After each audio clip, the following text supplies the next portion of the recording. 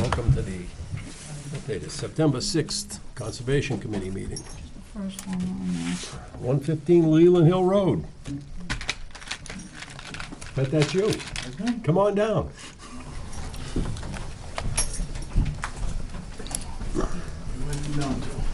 Have a seat in the front. Makes it easier for you. Bigger chairs will make it easier. More comfortable chairs. Yeah. So what are you here for? Because I got summoned. Because you got summoned. Yeah. Other than that, I wouldn't be here. Go ahead, Brandon, if you would. Okay. The complaint came in, a couple weeks ago now, Wanda? Saying there's been some... 3 weeks ago. Yeah, 3 weeks ago, for some work on the side of Leland Hill Road at this location. And so I went to check it out, took some snapshots, and I saw this entrance path going into the property.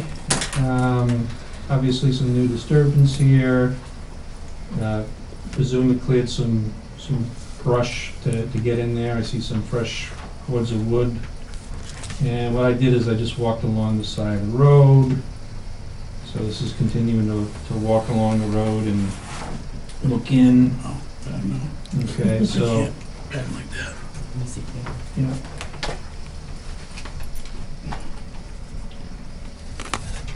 See this clearing back here? Yep. That's Leland Hill Estates. Yep. So if you go in Leland Hill Estates, there would be the houses along the right-hand side. Mhm. Okay. So we know for a fact that there's a wetland down in the hollow here. And then here I am continuing along. And I think it might be just a different shot. All right, so I'm at the very end, and then you zoom in, there's the skunk cabbage. Yep. Right, very close to where the edge of disturbance is, so even from the standing from the side of the road, I think there's a high probability that there was work within 100 feet of the BBW. So we have some land disturbance, soil disturbance, and most likely clearing of vegetation.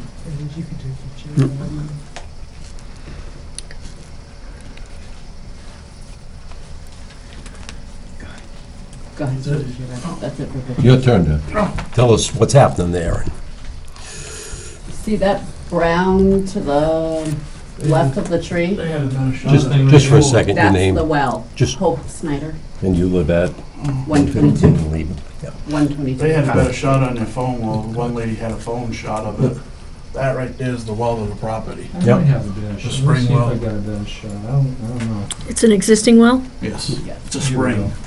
that feeds the property. It's always been there. Yeah, right there's the well. It's been there long before that. Estate's been there. That's a drinking water well? Mm-hmm. Okay. Currently in Property. use. That's the only reason why the property's there. That's why the property's so small. That's all Yep. it's there for. Yeah. Mhm. It's a So, drinking well. so here's the aerial view. And, Yeah. all right, zoom out. That's why the piece goes out like this. It covers that. Leland Hill Well Estates, section. right here. And it's so thin because the pipe goes down along there, along Rick's. I don't know if anybody you know, but it pops out by Rick's driveway and comes across the road to the house. But the house is all the way down here across the street, Diagonal. no, diagonally across. This one Right right there, here? yes. Mhm. I didn't set it up, that's the way Yeah. they did it way back then. I guess it was the old sergeant's house, and that property actually owned a lot of the property there, but got pieced away slowly but surely. But that house kept that piece because it needed water. So, and it's the best water you ever taste, but yeah, I cleaned it up. Yep. Because it was, I got the house back from my family because my father passed in '09. Mhm. And his wife got left tenancy and she didn't take care of it. She ran it down to the dumps. Which house is yours? The 122. The one with the pool? On the left. This one right here? That Right in first there, one, yeah. yeah.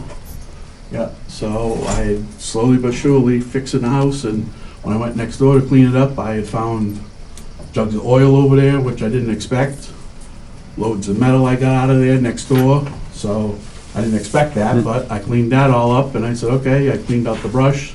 It took me a long time. I've been working on it, not just now, I've been putting away. I'm disabled, so it's been taking me about a year I've been working on it. You know, clearing the brush away, the vines, cleaning it up.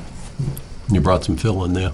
No, that was all from right up near the wall, had a little lump to it.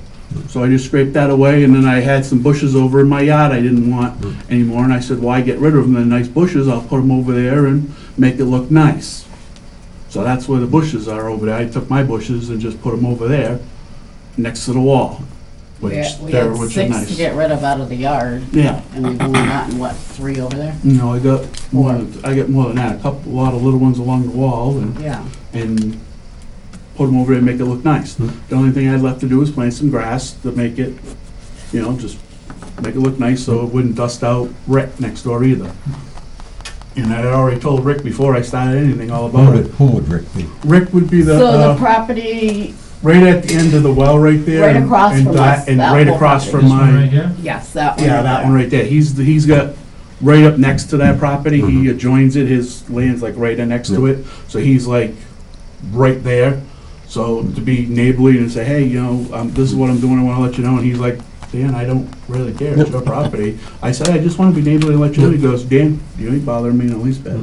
You know, the cordwood didn't come from that land, it was my brother's cordwood, he just had a couple dead trees, it's been there for 2 years. So, he said, do you want it, cause I don't burn enough? I said, yeah, I got a little fire pit, and my daughter had a Right pool there. party, so my neighbor came up and down the street with a splitter. We split it so I could have a little fire that night, and of course, you don't burn that much, so when the property was done, I was gonna take it and move it up to the end and just put it in the little, up by the well, so that way there it was out of sight and didn't look like a mess. I just haven't got to it, it takes me a while to do stuff. I can only do so much a day, I can't be on my legs and feet that long. So, but the wood didn't come from there. The brush, yeah, a little bit of brush that came, and a few little trees about that big came from right next to the wall. But yes, it did come down, slow but sure, but this hasn't been a week, I've been working on it for over a year.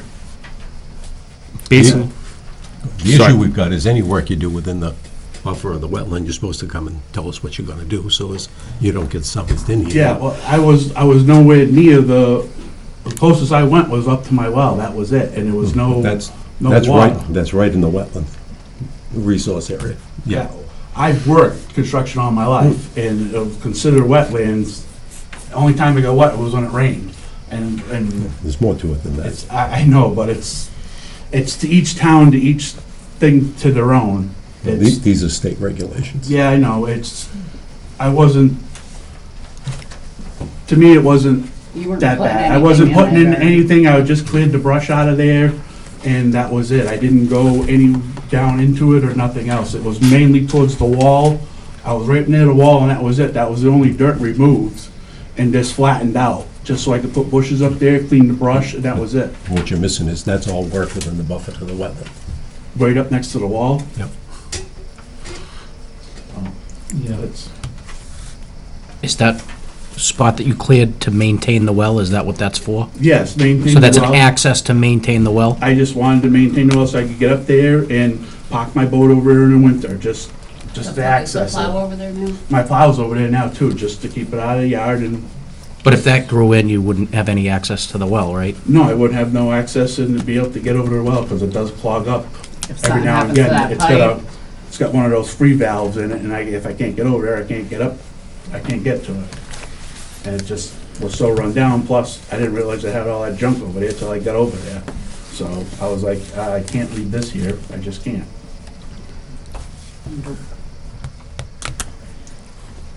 Did you bring any new material in, like processed gravel or anything? It was all to from, flatten it out? no, it was all same stuff that was on there, I didn't bring in Did nothing. you kind of move it around and grade it so it'd be nice and flat? No, it's not flat, it's still cut, and I just took what dirt was there so I could plant the bushes and dragged it out a little bit and fluffed it up, and that was it. It was just, it's the same dirt that was always there. Like I said, I'm on disability, I can't afford much. My buddy was going away, he says, hey, I'm going away for a couple weeks to Sturgis, do you wanna borrow my Bobcat? Go ahead. And I said, hey, I can afford free, so that's what I got. So when he came back, he says, okay, I'm back, I need my Bob. I said, okay. So I got done what I had to get done, and There was a big section that was like empty from the road to where you could see in where the plow is, so that's why we Right were there? gonna take the, Plow right there? that's the my plow, that's the yep. plow frame, yeah. yeah. But we were planting, that's one of the new bushes right Yeah, there. all them See that bushes right open there? area? That bush right there is one of mine, all along the wall. I got all What kind thistle of, bushes. what kind of bushes you plant? It's, I don't know what they're called, but we grew up with them. They flower in the spring. You'll see it, I don't know, you see that one right there? It's all along the wall. I got 4 tall ones, and then all along the wall, they're different yellow Looks like- flowered ones. Looks like a dogwood. It could be, I don't know the name of them. I just grew up with them. I know when we misbehave, Mom would grab a stick off of them, and we'd get it. And they survived? Yes. They So there live was at a my big- house. A big open area that we wanted to fill in with It's the bushes. nostalgic instead to of- me because it's part of my childhood. That's why I said, I want to move something else in the yard, but I want to keep them because that's part of my childhood, so I kind of want them And so people somewhere. can't see the plow. And it makes it look nice, Or so the it doesn't boat. look like crap next door. So Those are native, right, Brandon? Dogwoods are, yeah. yeah, I still got some in the yard. And that, next question I have is, you said there was a kind of an open area going like as far as the plow? Like it was Not- open understory, or was it kind of brushy? What do you mean, open? Where the plow, no, so if you're on the road where those new bushes are, there was a big area that was open where you could see from the road into the plow. Well, look at this picture right here. So this is looking. Not that area, no, past that tree. Past that tree, so Yeah. that, like in here? Yeah, in there, right where that new bush So it's is. like open understory, you could walk around without walking? No, into you it? couldn't No, walk, you it could- just, it was visible in She from the means road. that's why we put the bushes there. That's so- why we were filling in. Like a to put hedgerow. I was bushes hoping the there. bushes would just grow nice and I'd trim them. Eventually they'd grow together and it'd be a nice hedgerow. That would there, it wouldn't look all ugly. That's what she's trying to get at. Okay. From the road, you won't see the But cordwood. there or the- wasn't any kind of path at all leading to? There was very little path. There was Was there a growing path in. there at one time? There was a path there one time, yes. Okay, so then the next question was, is it as wide as it is now, or was it more narrow, like just like a walking? Well, when path? I was a kid, yeah, because my father would keep it down. But as my father got up in age, and like I said, my father passed away in '09. Yeah. So, and she just, let's put it this way, when I moved back in the house, there was dog crap down my vents. She destroyed Okay. everything. She destroyed everything in my mother's house. We had to have the Everything. water tested because she threatened to Pour poison the stuff down. water. She Oh, put you concrete don't down need my to- drains. No, but No. she just let both The answer properties go you though. need to be giving is that was the path to repair the well. Yes. And you're Yes, you're that's here been to the path maintain since your it. father Yeah, Okay, put it in. yes, that's, so. she just that- let everything go. that's one thing. Yep. The next thing is storing of things like the plows or parking the truck. Not gonna happen. Yeah. Not supposed to do that in the buffer to the wetland. Okay.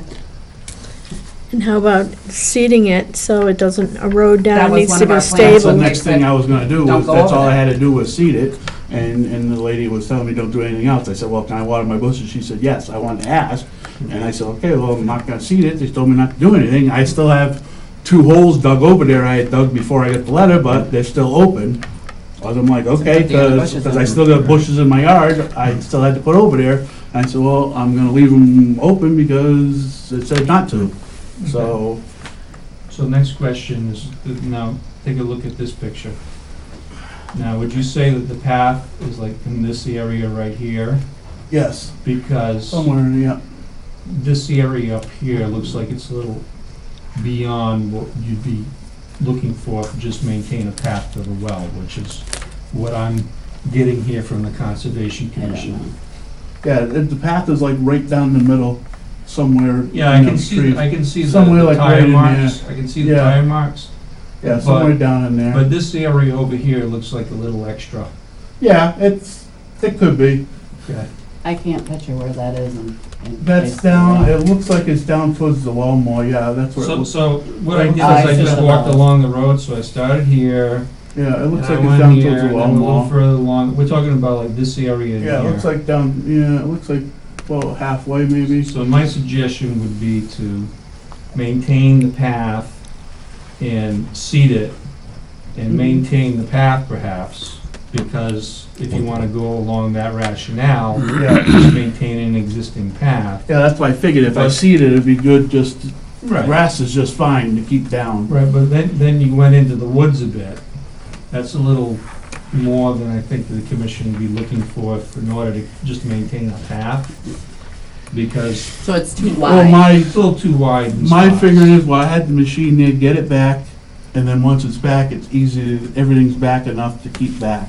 And now it's easy to keep back by hand, because once the machine's gone, I don't get it back, that's the thing, I don't get access to a machine that often. The part you're missing, I think, is that we're gonna tell you, you can have the 8 or 10-foot wide path, Yeah.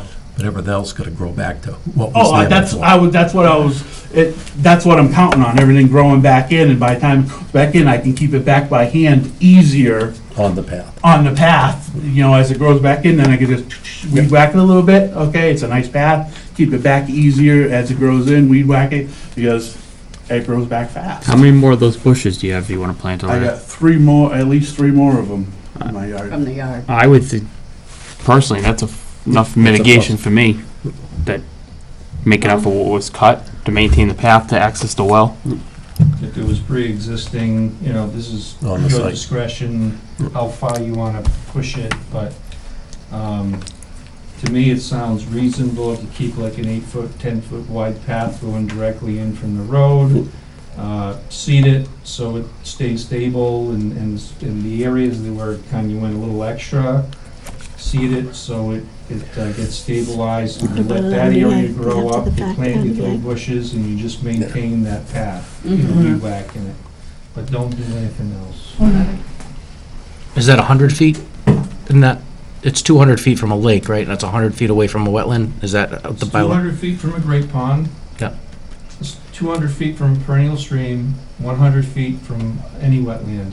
And this is a wetland right here, no stream, no perennial stream, no lake. So just remember that 100 feet. Yeah, and I think that this property, the way the wetland's configured, I think all of the properties within 100 feet.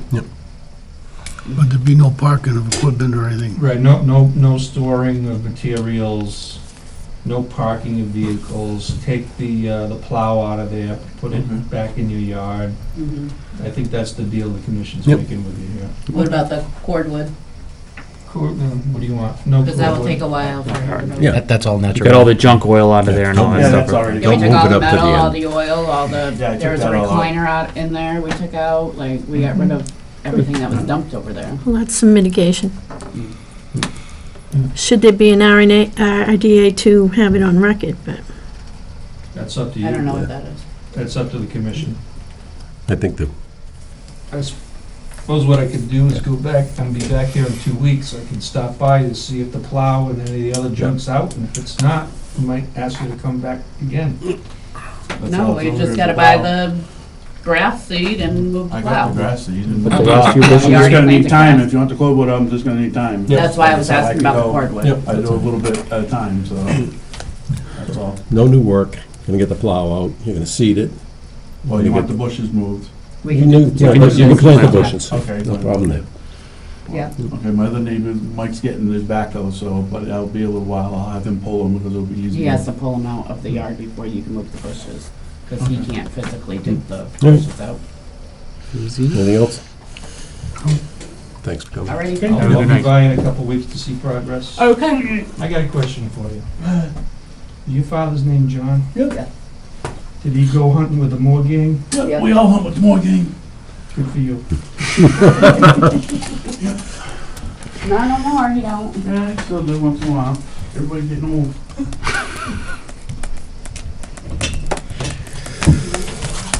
Yes. 705, 28 Wheelock Road, looking to continue it to September 20th. make a motion to continue to September 20th at 7:50. second. All those in favor? Aye. 28 Tuttle Road. Owner 26. stone wall question. Thank you, 26. What would that question be?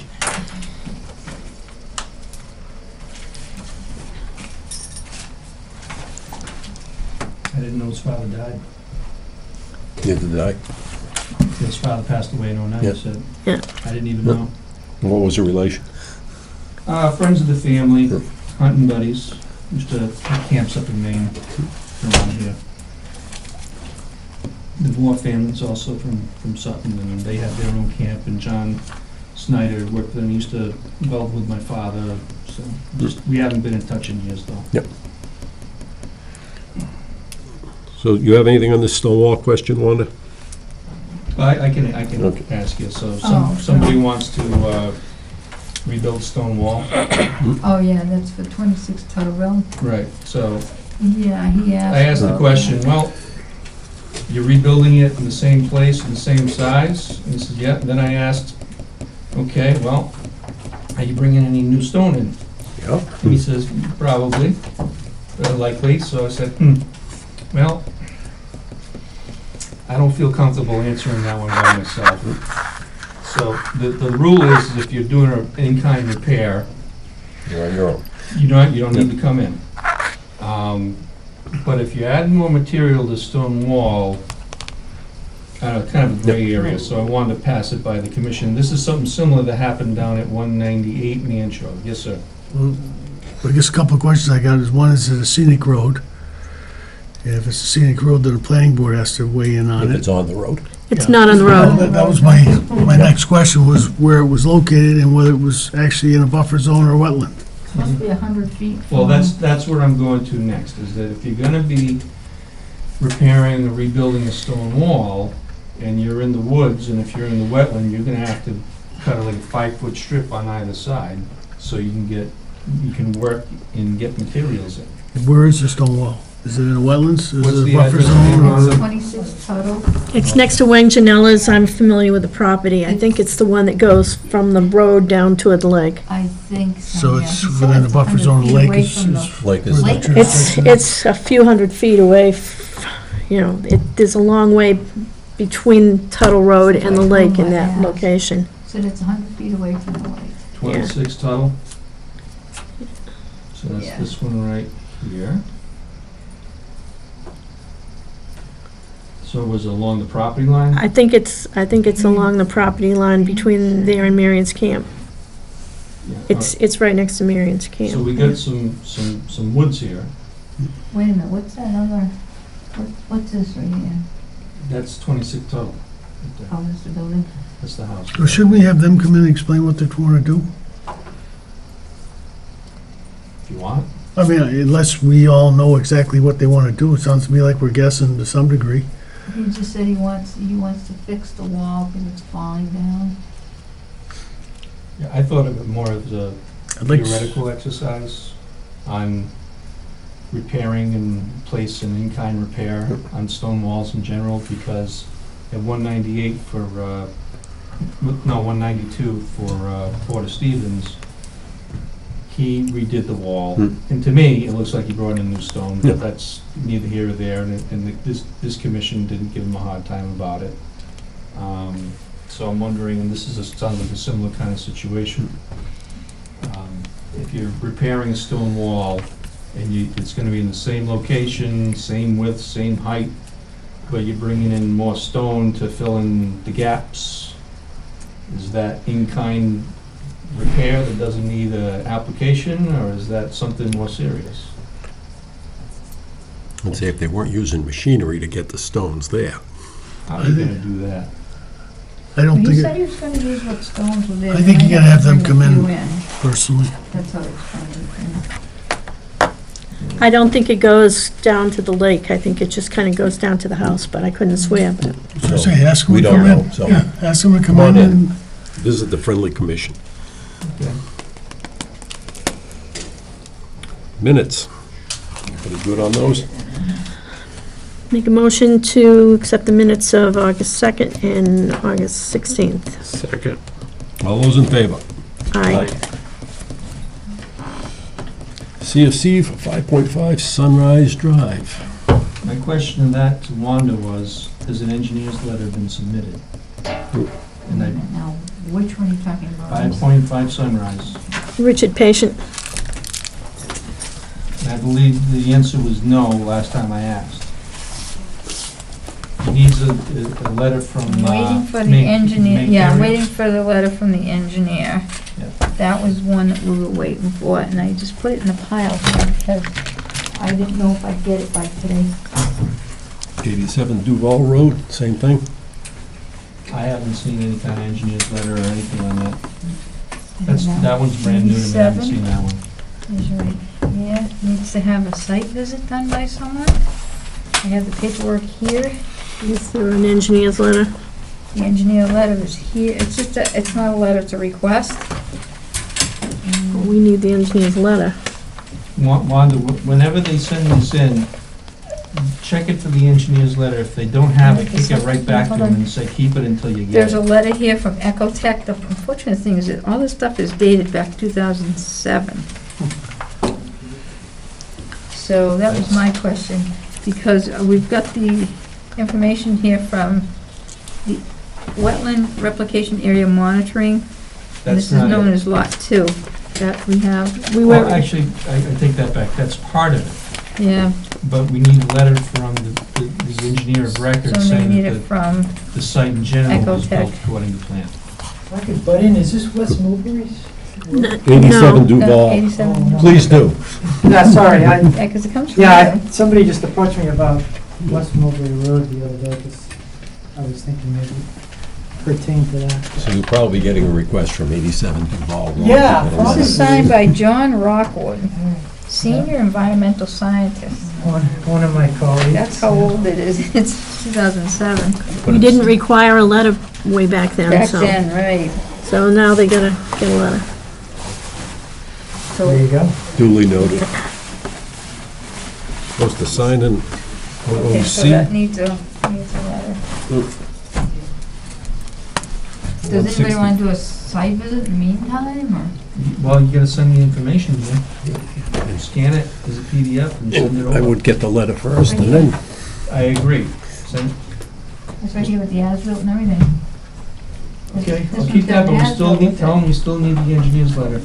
Wasn't it? Although that was Oh, okay. probably the order of conditions was under the old bylaw, so maybe they don't. Probably, yeah. I'm wondering. Really don't even wanna see it unless there's an engineer's letter Okay. associated. I'll do that then. Keep that here.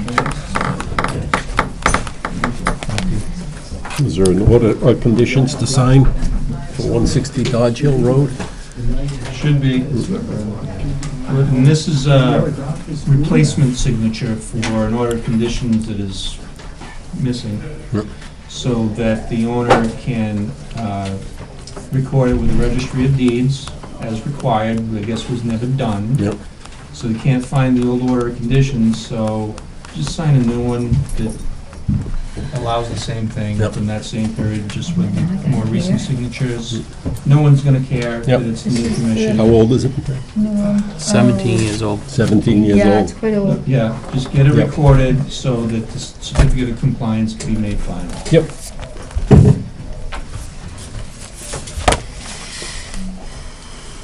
And the solar farm, we got an update on, or something? I had a productive meeting with a few people from M&W Energy, Charlie Roberts, Refrain from signing. Chris Thornton, and Bruce Williams. Today on site, we talked about the continuing erosion problems and channelization and streamlet problems coming off the hill. Well, we took a walk around the solar farm, and it's really wet. There's lot of water coming. springs coming up, and you wouldn't believe how many cattails are growing up on that hill just naturally. Well, what I found is that areas where they were driving equipment, they created ruts. These ruts are turning into little streamlets that are running down the hill and becoming little streams that are running into the grass swale and into the wetland directly.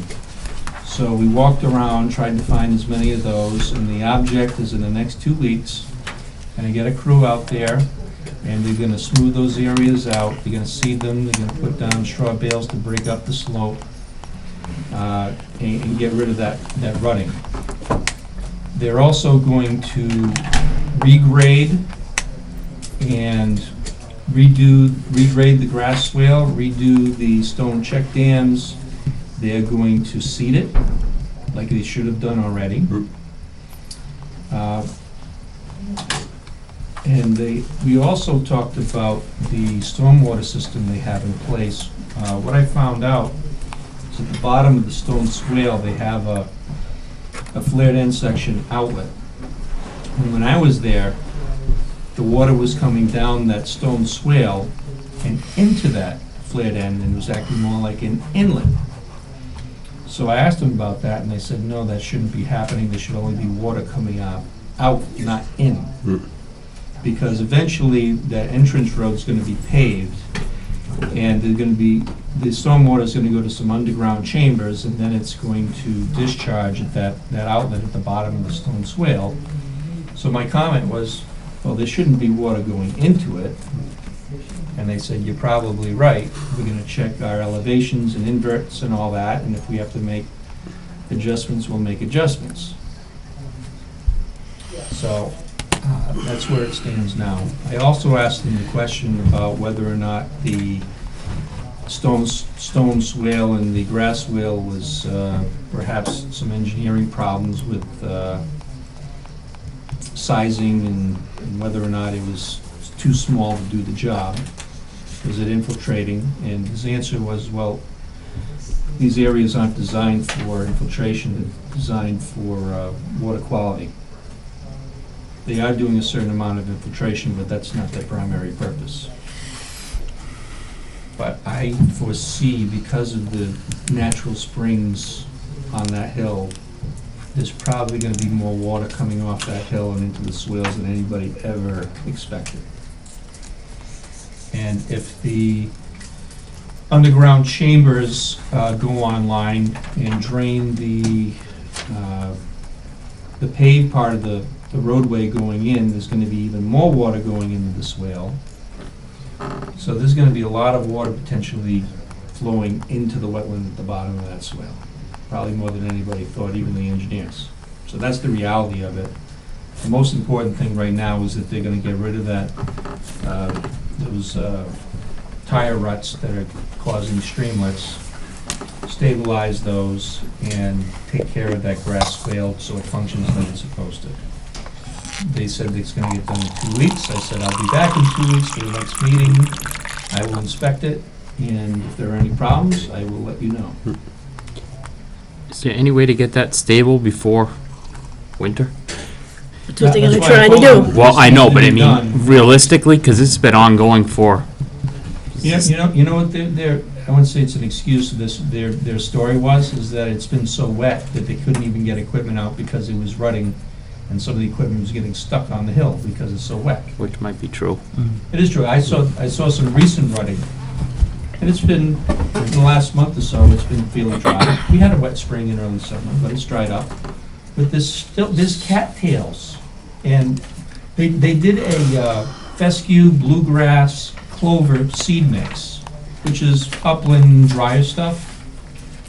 There's rushes and sedges and cattails growing on that hill with very little clover, and I didn't see any grass. A small amount of grass. And those are all wetland plants. I said, you might as well have just seeded this with a wetland seed mix, which is important because I told them you might want to not do that same seed mix. Go with something that's more suited for wetter environments when you do reseed. Good. They, I went out there too, and they're waiting for somebody to take the telephone pole out, but seeing it's got creosote in it, they gotta do all sorts of, jump through all sorts of hoops, so they're waiting to have the pole taken out before they blacktop the driveway. And the whole entire hillside was all wetland plants, under all of the panels and everything. Just all sedges and rushes and cattails. What were you saying about? Well, just with the right piece of equipment, you could have graded that any time. It hasn't been that wet. And they have to maintain those, they have to keep that area cut. So whatever vegetation is growing to make those solar panels work, they have to keep it cut down. Yeah, the vegetation wasn't that high, and I'm glad you brought that up, because they were thinking about cutting it this fall. And I said, well, I don't know if that's the best idea right now, because of the erosion that's still coming down. I said, I would feel better if you waited till next year. None of the vegetation is coming up above the bottom of the solar panels that would affect their productivity. So, I said, can you please just wait until next spring or next summer to do your first cut and let the grass get established and get that root system going? And they said, no problem. They might come and do some selective stuff on some woody vegetation that was started, but otherwise, they're not gonna cut it this year.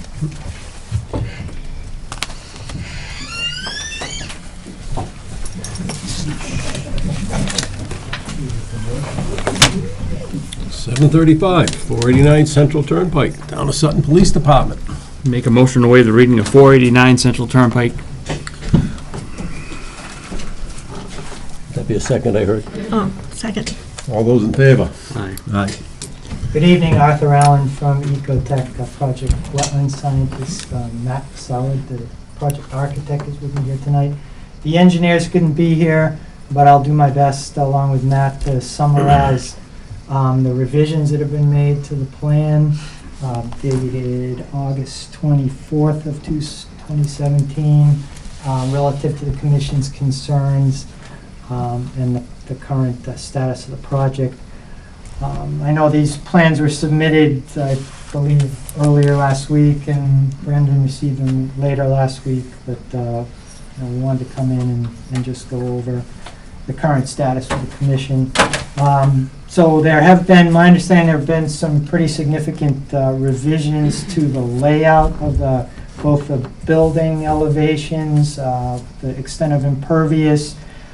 So they've now pulled all the permanent disturbance, all the impervious area out of the 25-foot wetland buffer.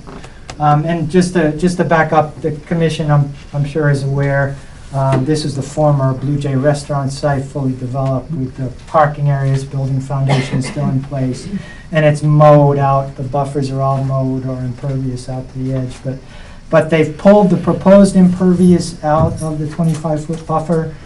They're still grading in the 25-foot buffer. They've proposed to renaturalize that area in the buffer once it's graded with a New England wildflower mix, loam and seed with a native species. So all that work has been pulled out of the buffer. There's been a reduction of several more thousand square feet of existing impervious on the site, so there are 8,000 and change reduction in impervious with the new project. They've shown now 2 storm scepters on the drain lines here, that higher level solid treatment removal. Storm scepter here, storm scepter down in the corner. The engineer's gone out there, and at the commission's request, they've located 5 trees that are 5 inches or greater in diameter that will be removed down in this corner for the drainage outlet. They just haven't shown those on the plan yet, but as you might remember, the landscape plan has a very substantial planting, including greater than 2-inch caliper red maples and red oak, both native tree species. So there's more than twice as many trees removed as will go back in on the... That's being revised, as I understand it, correct? Landscape drawings aren't part of the drawings yet, and they're being revised?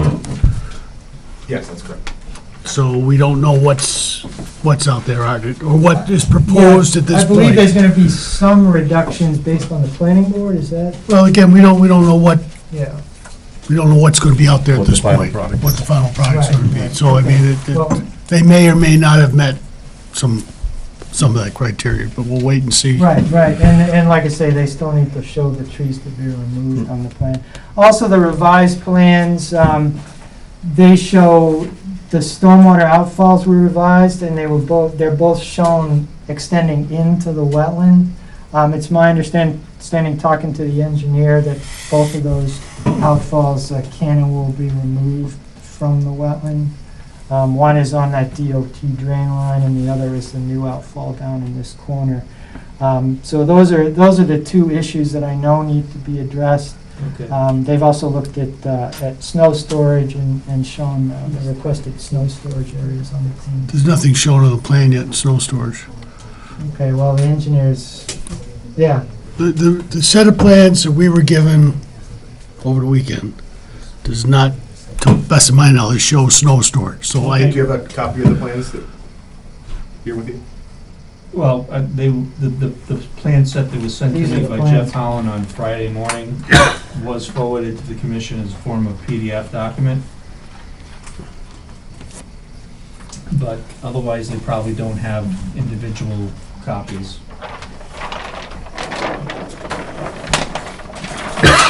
Is this Wanda? that was.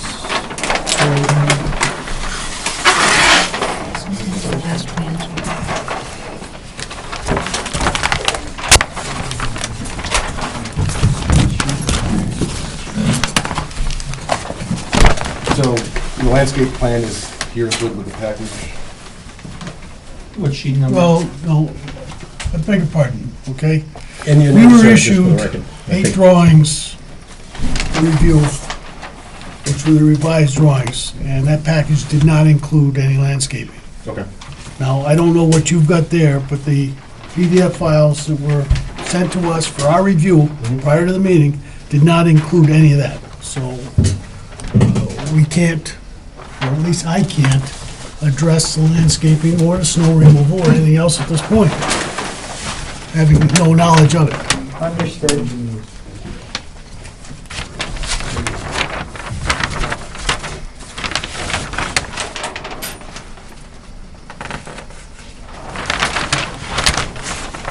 We have, plans we had, existing conditions, demolition and erosion control, layout, grading, utility, and septic design. Those are the sheets that were sent to us over the weekend. Okay. Right, okay. Now, just to back up for a second, again, now that I've got the drawings in front of me,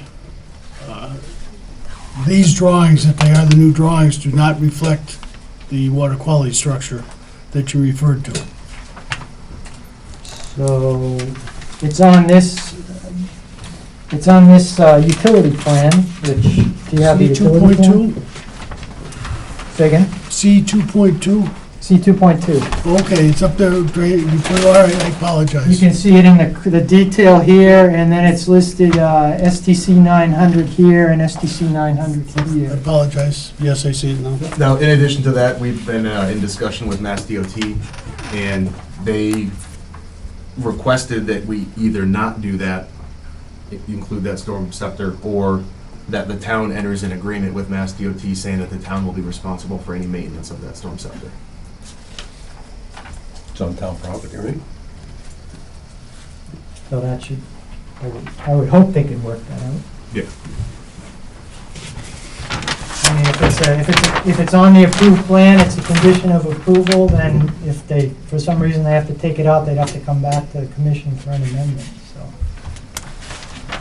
Who would they be? Oh, the town. The town? Basically. The town had to take it out? Yeah, right, right. Okay. I mean, I think this was signed by the town. Go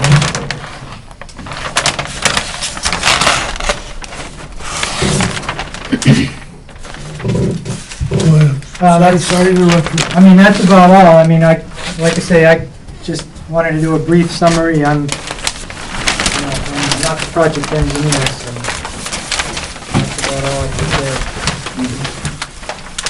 So is that septic that you're talking about coming from the state drains on the plan or not right now? It is on the plan, on the utility sheet that was submitted, yeah. That's the one up at the top? So right here in this corner, and right down here in this corner. So this would be added to the DOT line, the Mass DOT line coming from the street. This would be added into the system on site. And now that's sized for the obvious drainage that's going to be coming into it? That's my understanding. So again,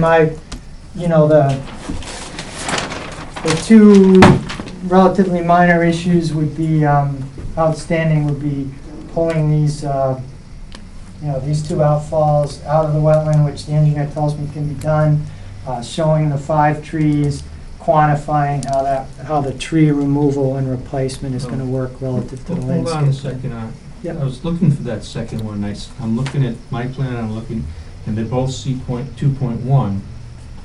And the one that I got as a PDF does not show the riprap swale in the lower right corner.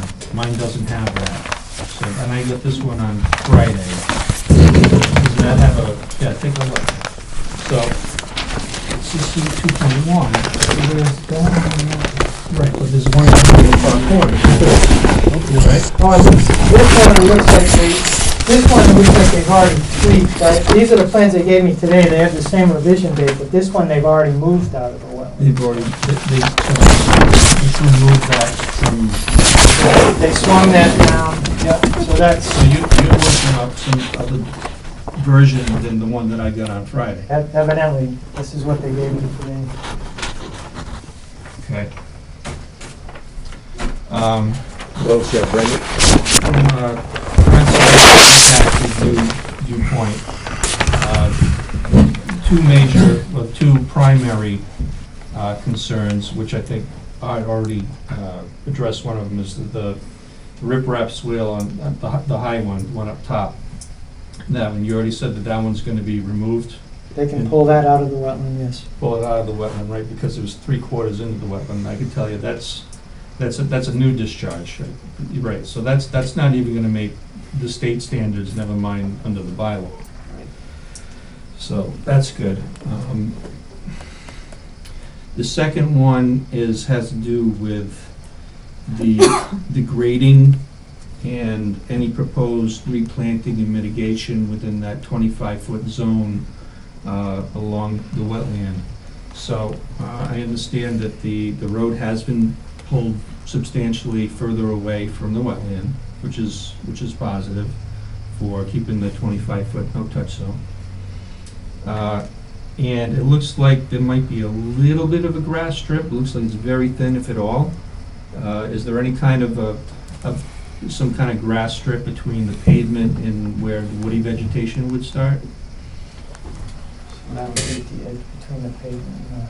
Right. And where I'm getting at is... Yep, there's a narrow strip there between the pavement and the Right. The whole point is that if your 25-foot no-touch zone is going to end right at the pavement, that's not very feasible, because if it's a no-touch zone, in 10 years, you're going to have saplings growing up that eventually the root systems are going to start growing underneath the pavement. It's going to crack the pavement, and somebody's going to come in asking to cut down the trees in the no disturbance zone, which just doesn't make sense. Then it's going to be like, the no disturbance zone was, just never happened to begin with.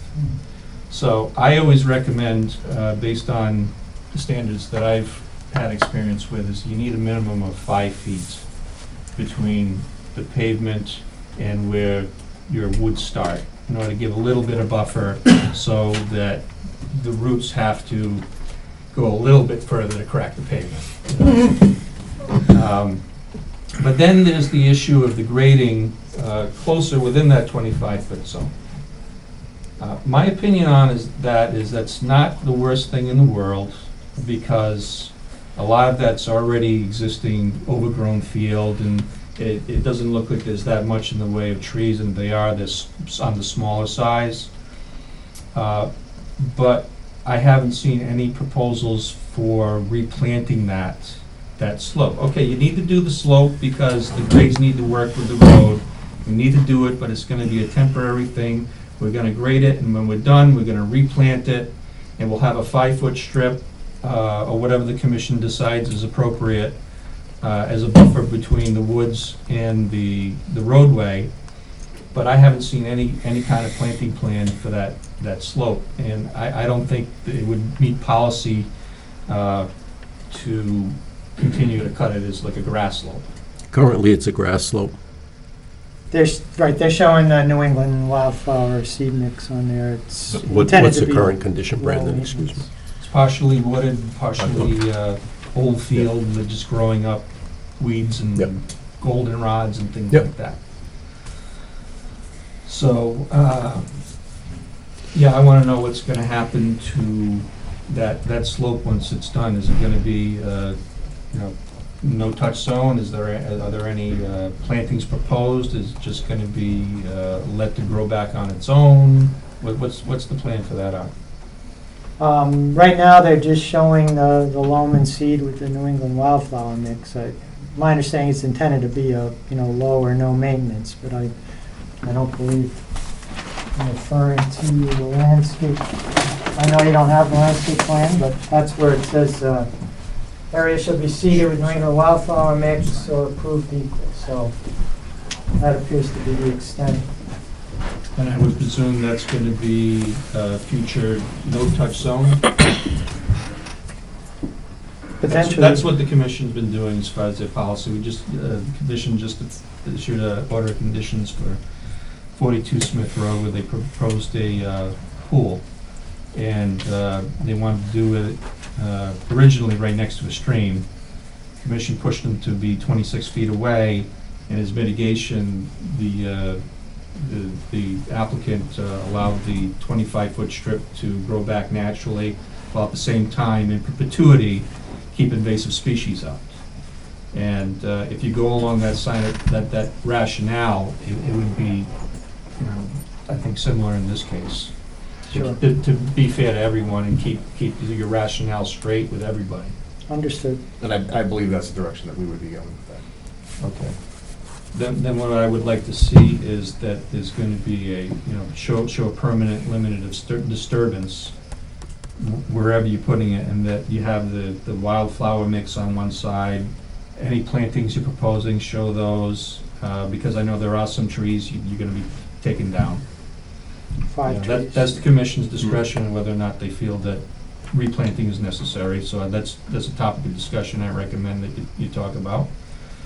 But otherwise, designate that area as a no-touch zone.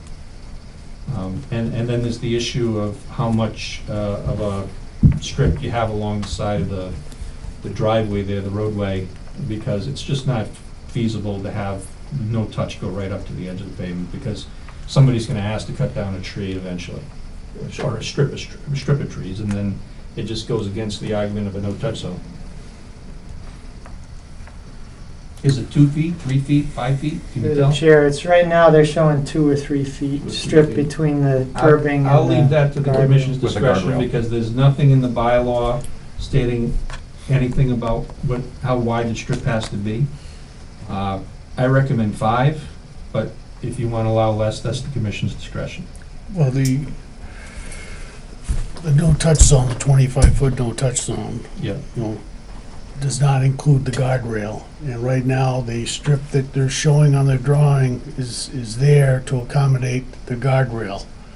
So that from the curb, you generally have the face of your guardrail, the back of your guardrail, depending on the type that you're installing, is anywhere between 16 and 18 inches beyond the face of the curb, which allows for the 2 feet that Art's talking about. So, I mean, it's not really a lawn area that they're talking about there. It's a flat area to accommodate the guardrail.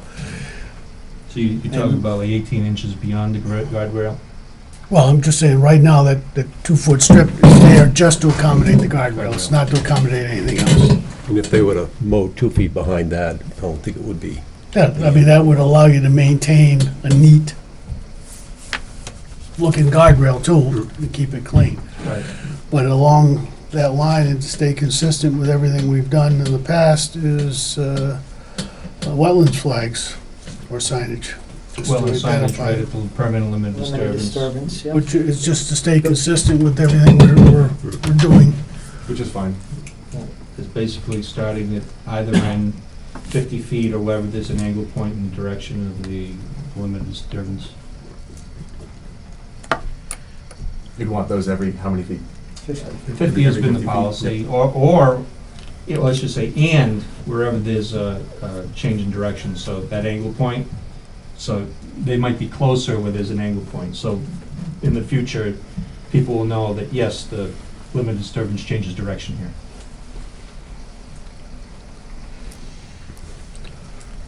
Anything else? Those are the two main points I had today. That and, It's always for one more. future reference, yeah, I know. Please get the plans in a minimum of a week ahead of time. That is a written conservation policy. This one was tough because it came in on Friday before a long weekend. And we apologize. It was delivered last Tuesday. Excuse me, sir. Could you state your name and your address for the record? Jim Smith, 570 Mendon Road. The plans were delivered last Tuesday.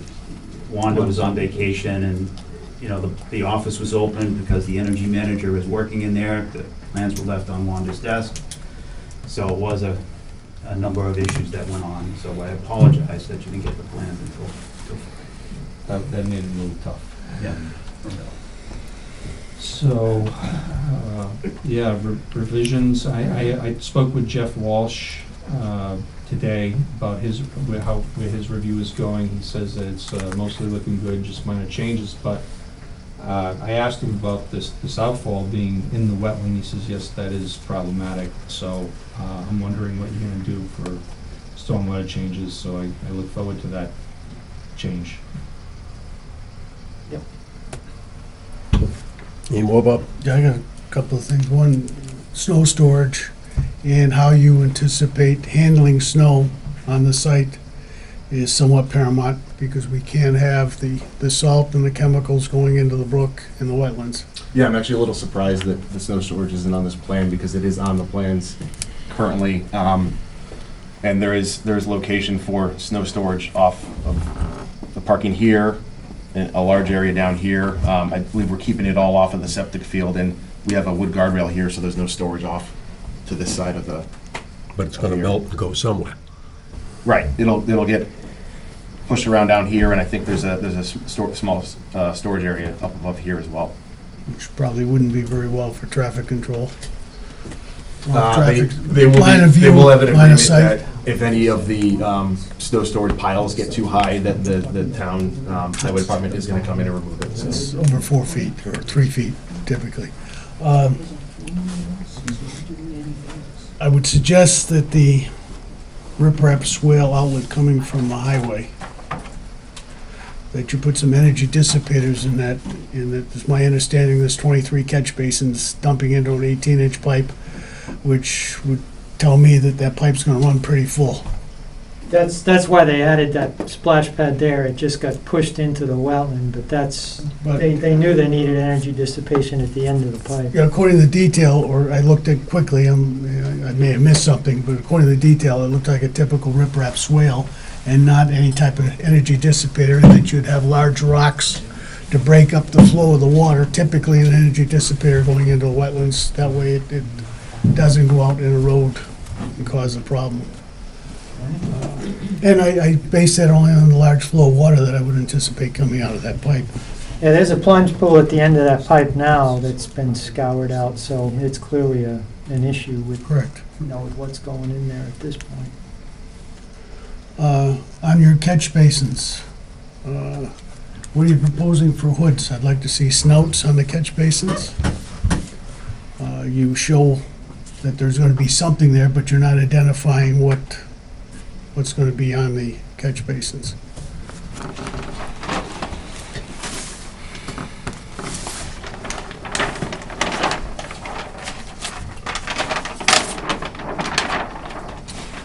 Right there. Whoop. The page you got shown is the bottom, second from the left. Yep. You show a trap, but you're not telling me what kind of trap it is, or how deep it is, or anything else. The hood on the outfall, is it? Hood on the outfall of the catch basin, yeah. A snout, I think, which is as good as any, and it gives you good protection. Mm-hmm. This is a whole new language. I was just thinking the same thing. Now, I got a question. If you go back to your drainage drawing, could you explain to me, to start with, all the way back to the drainage drawing, where your detail is for your water scepter, storm scepter detail, that one there? This detail? Could you explain to me quickly, or explain to everybody in the room quickly, because I think I know, but how that storm scepter works and the fact that it is supposed to be only taking the first blush of water, so to speak? It can't treat all the water that goes through it? So go ahead, I don't want to put words in your Not mouth. being a civil engineer, I wouldn't be able to really speak to that, so.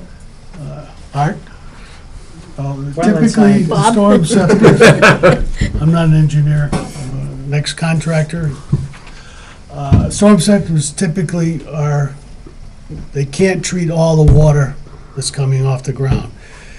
And they've decided that when it rains out, the first blush of water picks up the oils that are in the asphalt and washes that down first. Right. And it picks up the sediment at the same time. And if they can treat that first, and I don't know if it's 10%, 20% of the water, that they get the vast majority of the stuff coming out. So the way those function is they're only getting at 20% of the water that they're filtering.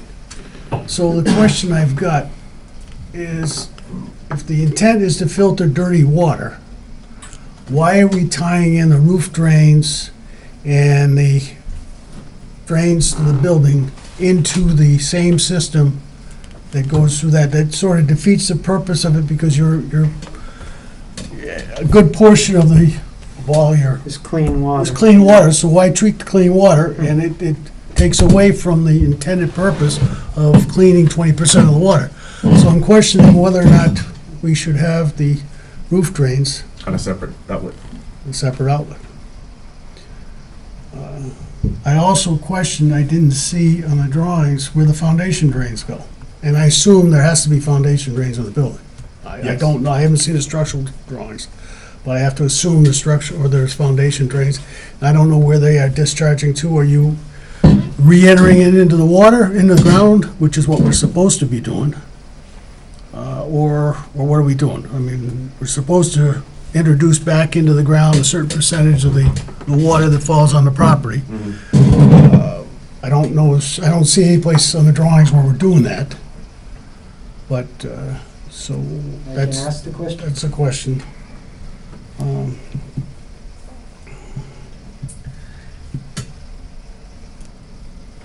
I believe, and I may be wrong here, but if I am, fine. I believe it's a state requirement that when you have indoor floor drains, that you have to have a tank outside the building Yep. to collect it. Right. I also believe that that tank is supposed to be double-walled and is supposed to be alarmed, so that you can tell when the tank is full and when it's not. And also an alarm to tell you whether or not one lining is broken. And there's also, most of those tanks are plastic tanks, which don't do well underneath of asphalt unless you put them in concrete or slab over the top of them or something else. I don't see where we've got a detail or anything else that deals with that at all. The drawings just refer to a 1,000-gallon tank, and it's drawn as if it's a concrete tank because it looks just like the 1,500-gallon concrete septic tank. And I don't think the Yeah, this state... is the oil water separator, the LeBaron LBW Yeah, we'll- 285. we'll get to that in a minute. Frame and cover. We'll get into that in a minute, but we're talking about the tank itself, not the oil-water separator. Okay. If you go back to that original drainage drawing, you'll see that you're calling out for a 1,000-gallon tank.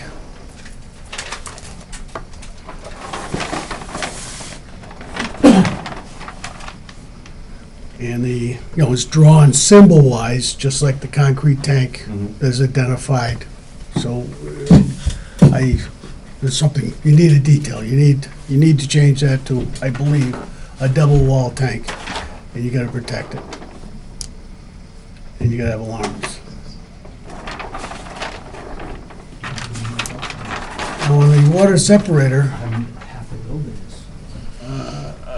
I think you need a detail on how that water separator is gonna work.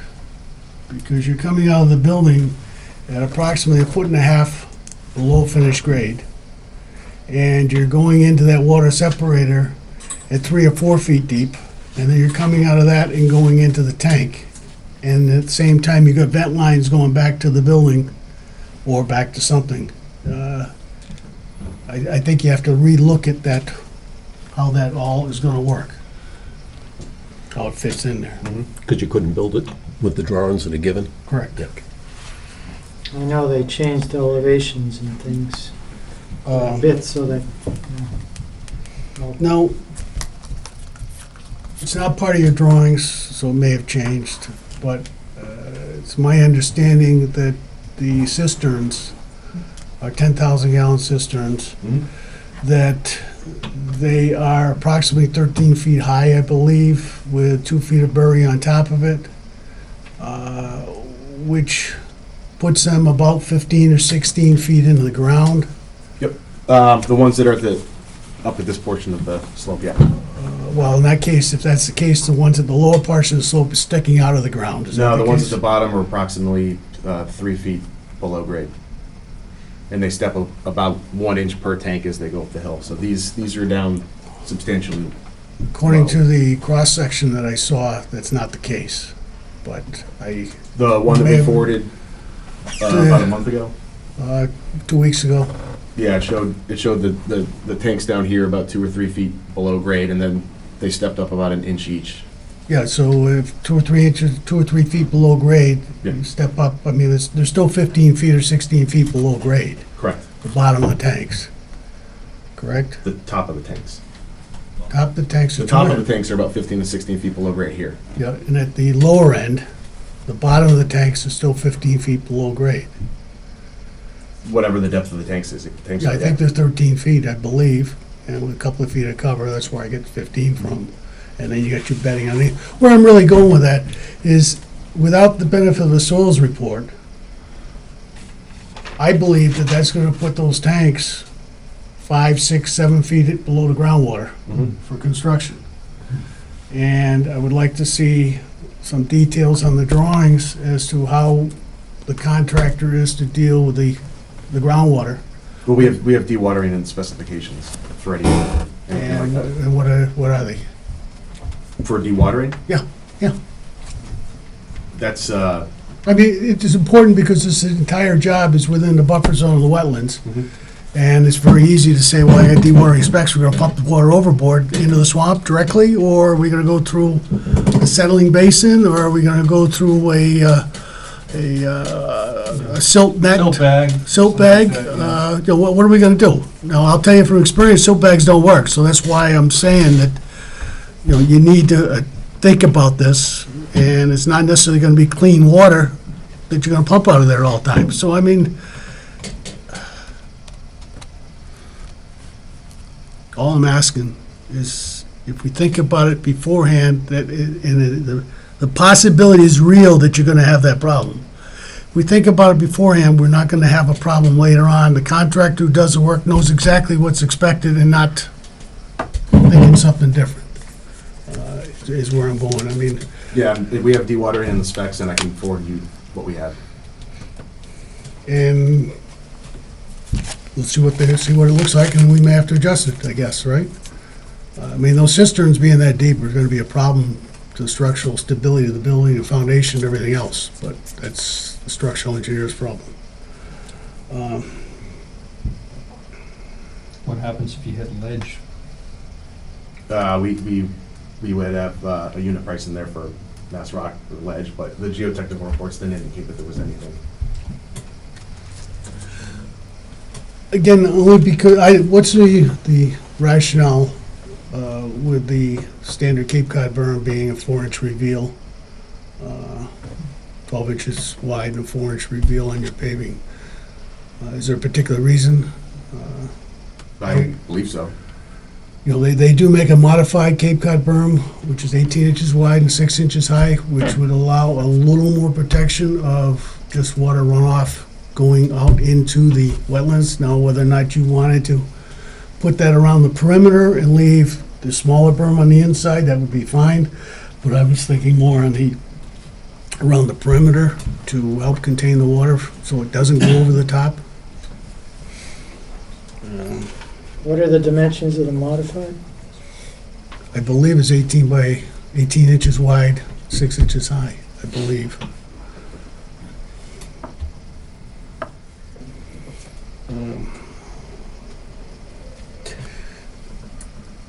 If you look at your, just a technical thing, but if you look at your downspout detail on your drawings, it's a little confusing as to whose responsibility it is to do what on the drawings. If you want to turn to that, you'll see. It's that one right there in the middle. This is the drawing. It's identifying, where the site responsibility is, the civil responsibility, and the other responsibility. And it just looks a little backwards. I'd also suggest that you put bollards to protect those if they're external to the building, particularly in the area of the paving and parking.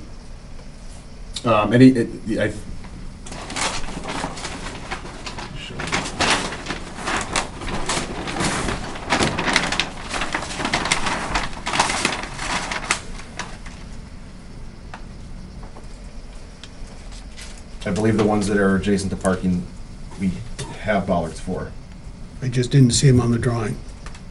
Yeah, I 'cause saw they're- some bollards in the corner of the buildings, I saw some bollards around a Around couple of the doors. doors, but I see downspouts next to the garage over there, on the garage side of the building, and I didn't see bollards identified there. So you're looking for 2 bollards right here? Oh, no. I'm suggesting you may look at it, again, just to protect those downspouts. I'm not telling you, it's got nothing to do with conservation, whether you put them there or not, and the plows knock them off on every storm, that's a town maintenance issue, it's not our issue, but it's just an observation I made looking at it, if I could do that. Now, there's a couple areas, if you look at your grading drawing, that I'm a little concerned about the grading and if it will really work. One is on the right-hand side of the building, again in the area of the cisterns. You've shown grading, you're showing a catch basin being lower than the grading around it and everything going to it. But then you plop on top of that pad without any grading around the pad. Now that pad, I assume, has to be level. Yes. And if you look at where it's drawn there, it's going across 2 or 3 feet worth of contour lines. And it also impacts your grading around the sidewalk. So it's, there will be an issue there at some point. Now also, if you look on the other side of the drawing, over where you've got a 10-foot sidewalk, you see this 10-foot sidewalk there? Yep. Well, it appears that if I look at the spot grades, that you've got a little over a foot grade change going across that sidewalk. So that's a 10% slope on the sidewalk, not going up, but going sideways.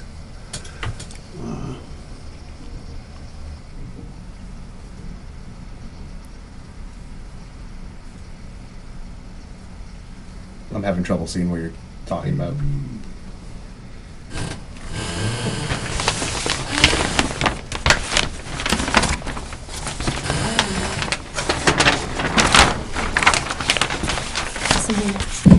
You're talking the slope down from the building?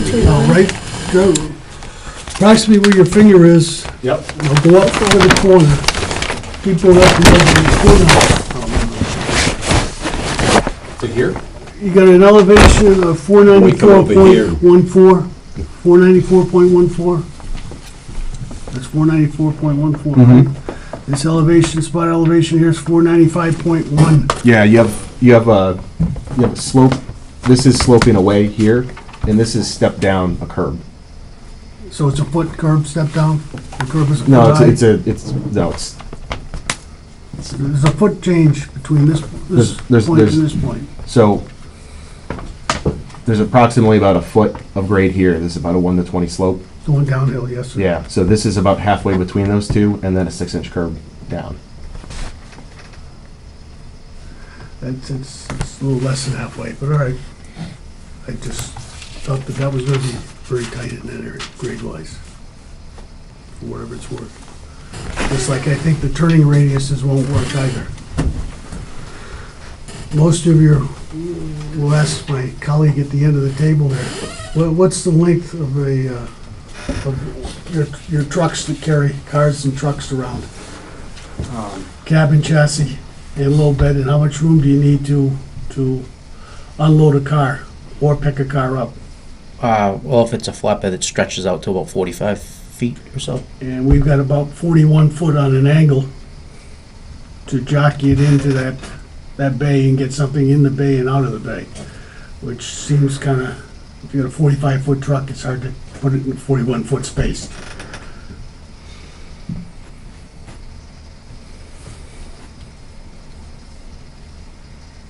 You're talking about these bays? These are not for bringing in vehicles on a flatbed. I beg your pardon? Only this garage is. And what's the distance between that and the corner? Which corner? Well, where you got an obstruction, right there. This corner? Yeah, it's 41 foot. It's on your drawing. Keep going right there. Right here.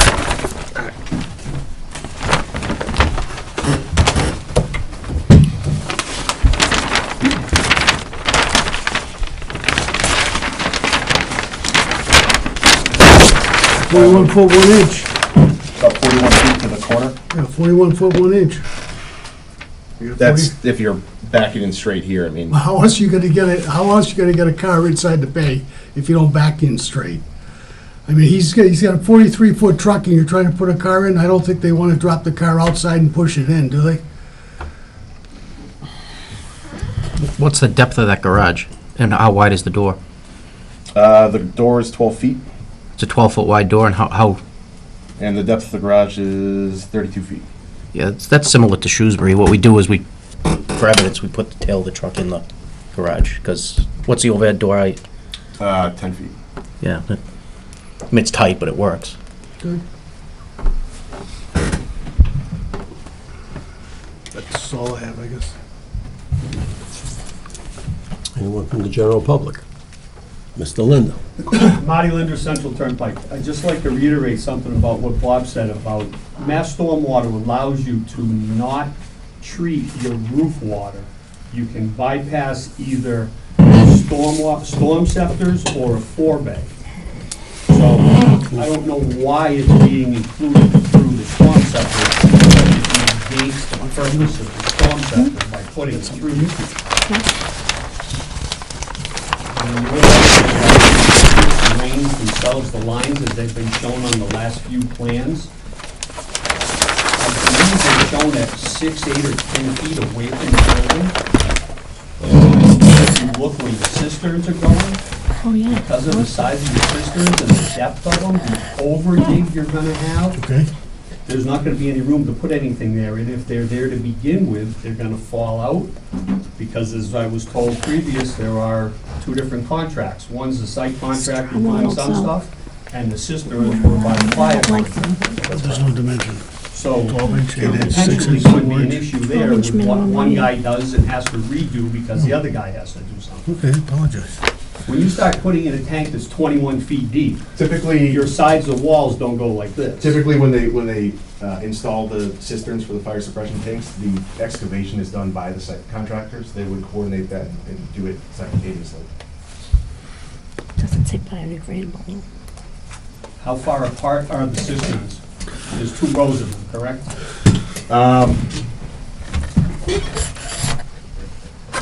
How far apart is in how far? Well, apart there's is 2 rows of them. You know, you got 1, 2, 3, 4, 5, 6, 8, 2 lines, A, B, C, however you want to break it up. There's some footage in between each one. Yeah, I believe there's a 4-foot space in between each one. How are you gonna contract that efficiently? I'm just asking. I mean, That's a means and methods question of the contractor, but it's done all the time. okay.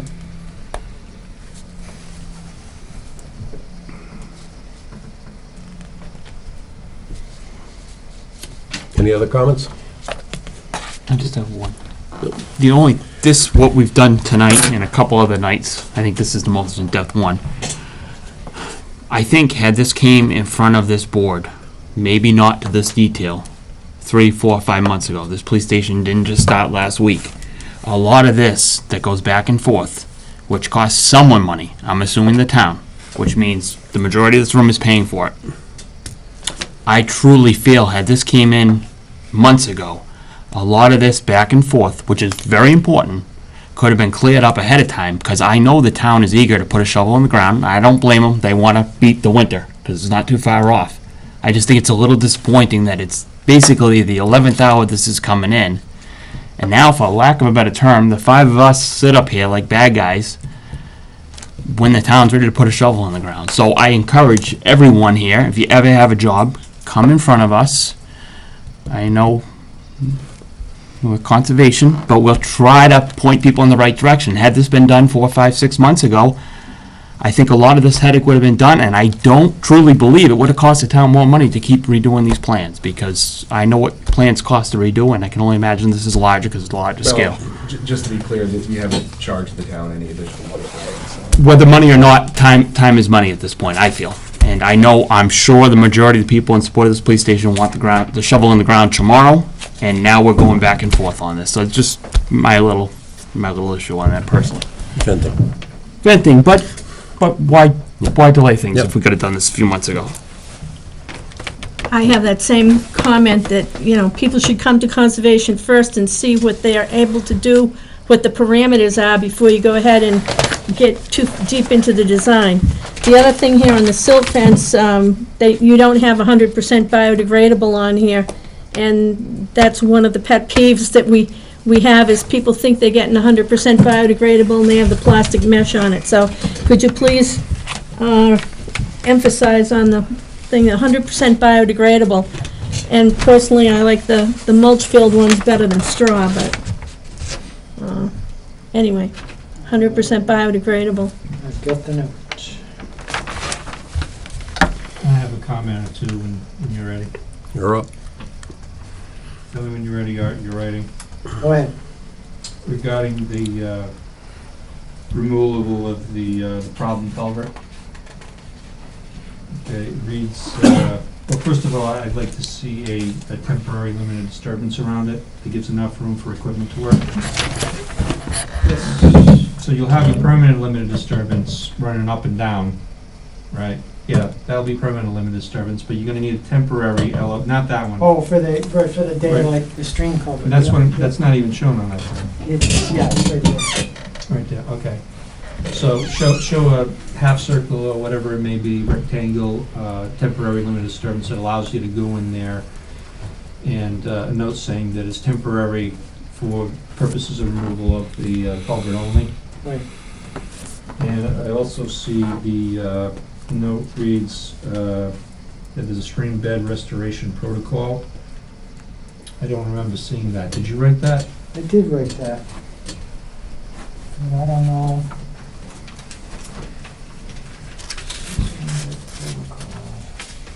You wrote the impact avoidance and minimization statement, which I appreciate, but I didn't see a protocol come in for the stream bed restoration. If you sent it in, just let me know.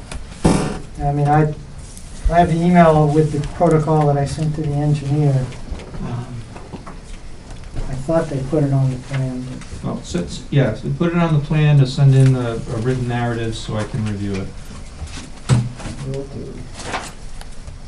Preferably on the plan, because nobody reads the reports once the permit's issued.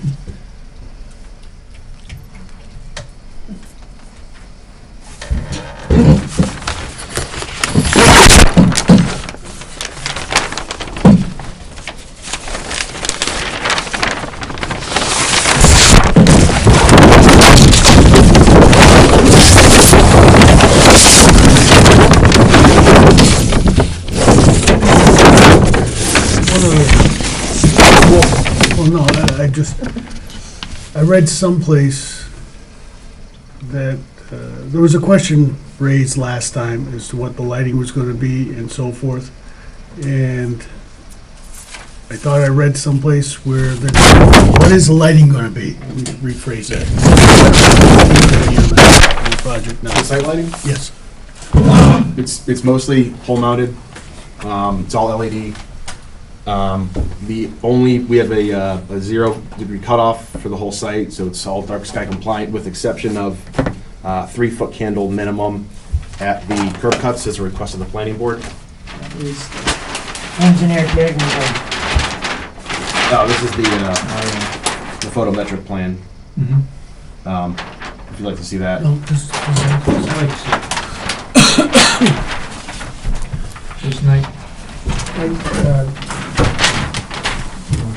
sky compliant, by the time you get to the wetlands, it's down to 0? I believe so, yeah. Okay. That's important. Thank you. Yep. just clarification, I think, and maybe somebody can help me out here. It's my understanding that the foundation of the Blue Jay has been completely removed. So that's, when you started out, you were saying the foundation was still there. It's my understanding it's been completely removed, is that correct? Yes, it is correct. I removed it. So that, that there is no foundation to be removed. The drawings probably should reflect that the vast majority of the foundation has been removed. You don't have to say 110%, but the vast majority of the foundation removed. That reduces a cost to the town because the contractor's not going to anticipate that. All right? Sure.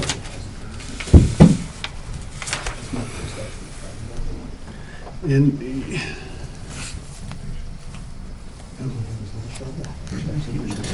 It's easier to ask it now than later, Bob. no, just, as I say, my understanding had been removed, and they keep talking about removing it as part of the scope of work and everything else in the drawing, so why incur that cost if it's already been done?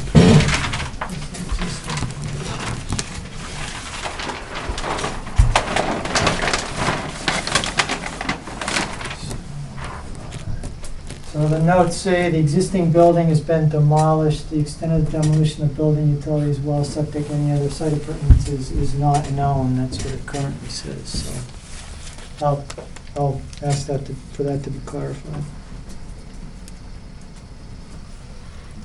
Assuming you're gonna ask for a continuance. Well, I guess that's at the pleasure of the applicant.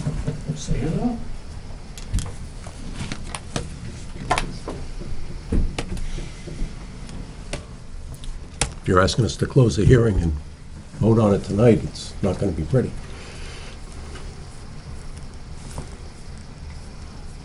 Yeah, then I guess we'll ask for a continuance. 2 weeks enough? That's a yes? Should be. Yeah. Wanda, what's the time?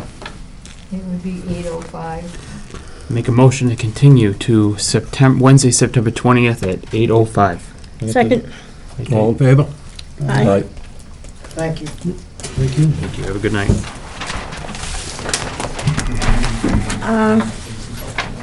On the wall, Paul Lassen, Wayne Janela is next door, and he knows all about it, because Paul's a cousin, so maybe we could save time. No, I gotta, the applicant's got to tell us what they're gonna do. Is he an applicant? He's not an applicant, yeah. No, if he's looking to do the work. Oh, yeah. I'll definitely help you, what, do you have a card, or?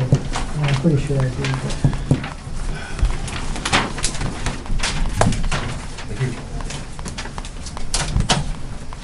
Hmm. 159 Dodge Hill Road. Stepping down.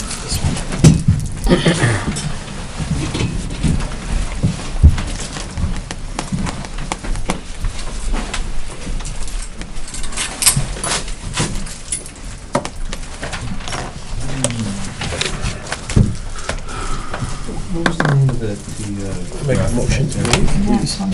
Make a motion to waive. Make a motion to waive the reading. Second. Second. All those in favor? Aye. Good evening, my name is JP Conley. I'm here representing Stockwell Farm LLC, and I work for Andrews Survey and Engineering. JP Conley? JP Conley, Can you yes. spell your last name? CONNOLLY. Have you been in front of this commission before? Yeah. ANRAD for this and a couple other projects. I remember that. Yeah, we were out in the field. I was bearded at that time. Oh,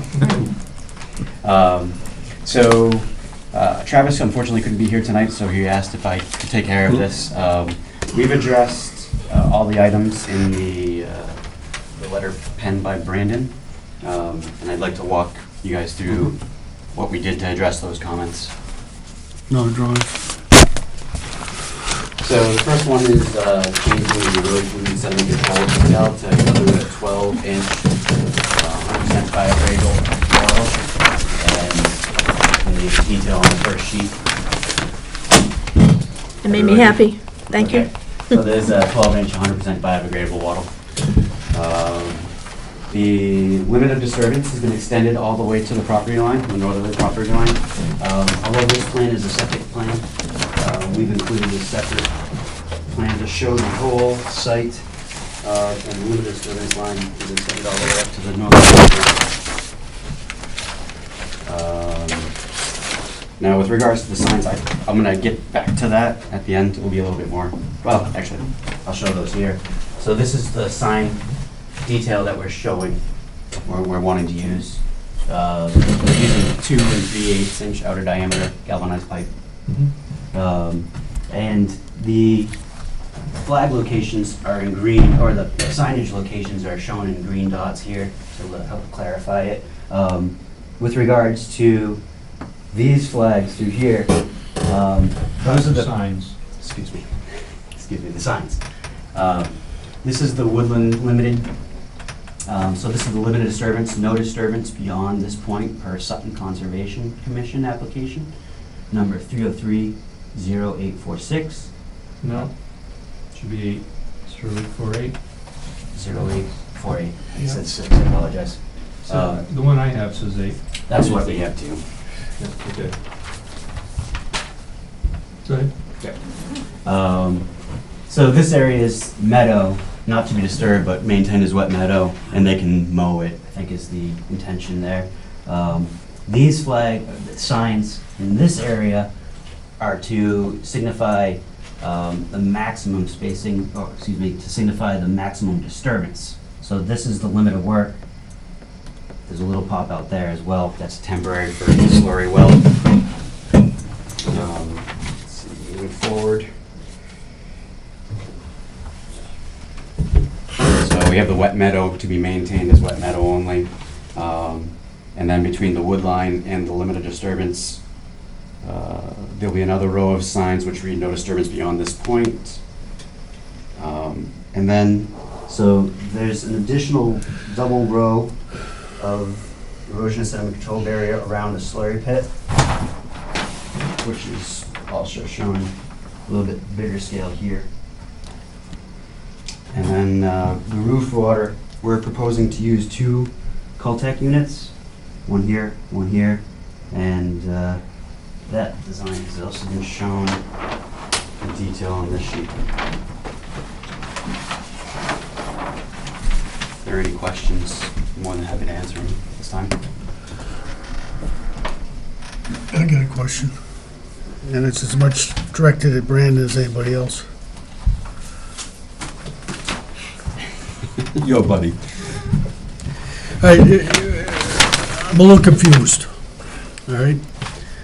This is the first time we do it. I know, it's the first time. Based on your It's recommendation. the first time I'm confused. What can I tell you?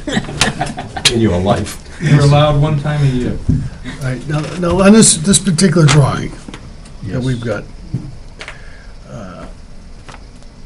they show wetland flags as you're supposed to, okay? And then we show a 25-foot buffer zone, and we show a 50-foot buffer zone, and we show a 100-foot buffer zone. Now, neither the 25, 50, or 100-foot buffer zone appear to be that dimension off the wetland flags. They appear to be that dimension off of what is listed here as existing metal. Now, is the existing metal the wetlands, or is the wetlands where the wetlands flags are? Well, the existing, I'm looking right here on this first sheet. I got existing meadow with a couple of arms showing that both sides of the wetland line is existing Yeah, meadow. but whoa. What is the wetland line? Is the wetland line the line with the wetland flags on it? Or is the wetland line some dotted line that somebody put across the drawing? No, it's a dashed line with the little wetland symbols. So it's not the, That's the wetland boundary. it's not the line that says that this is a wetland flag, number so-and-so, so-and-so, and Well, it so-and-so. does, it has WF 254 through 259. WF stands for wetland flag. Where are we reading this? See how it's all hatched right in here? I got it colored a little bit more clear. Bring it up. So, here's flag 259, 258, 257, 56, 55, and 54. And that buffer zone is 25 feet off. Part of my confusion is it's not shown on this drawing at all. I don't see. Yeah, that is still, the flags may not be shown due to the scale. There you go. Here's my problem, I told you. Are we looking at the same? No, he's looking at the second sheet, Which is the second, What the drawing he was given. Yeah. I was thinking that was the Oh, correct you don't drawing. show the exact wetland flags on the We don't show the smaller wetland flag scale symbols. second sheet. Yeah. But it corresponds with the larger Is scale that the first other sheet. drawing that That's he right. has there? It's just a layer. This here is a sewer, which does show some of the wetland flags, I guess, on this drawing, but it doesn't show on the grading drawing, which is, Well, the wetland was flagged recently, because I did the ANRAD last fall. And a standard condition is that the wetland boundary flags have to be refreshed before construction starts in preparation for the pre-construction meeting. So that's going to be the guide that the contractor uses to do all this work. okay.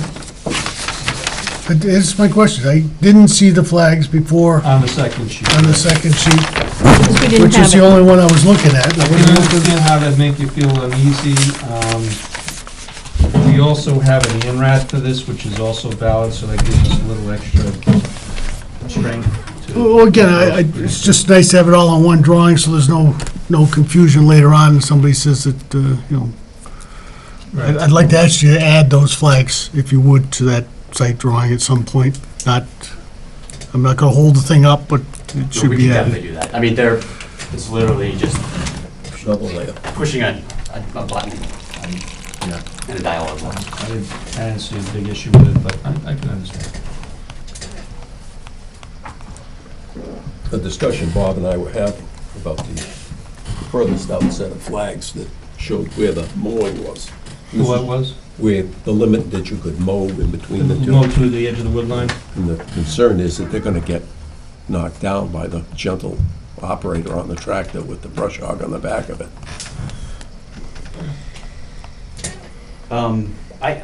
Well, they're gonna And, no, this is just a discussion, it's got nothing to do Yeah. with what we're talking If about. I may comment to it. Go. Essentially, the limit of work is gonna be through here.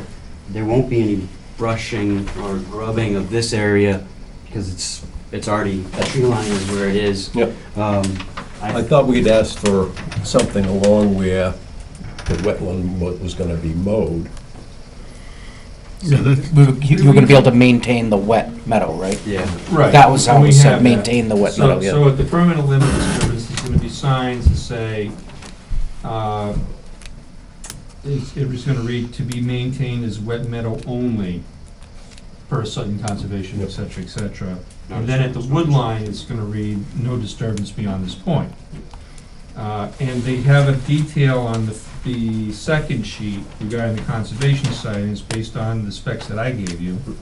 So it has to be sticking at least 4 feet out of the ground, using 2 3/8 galvanized posts with a cap.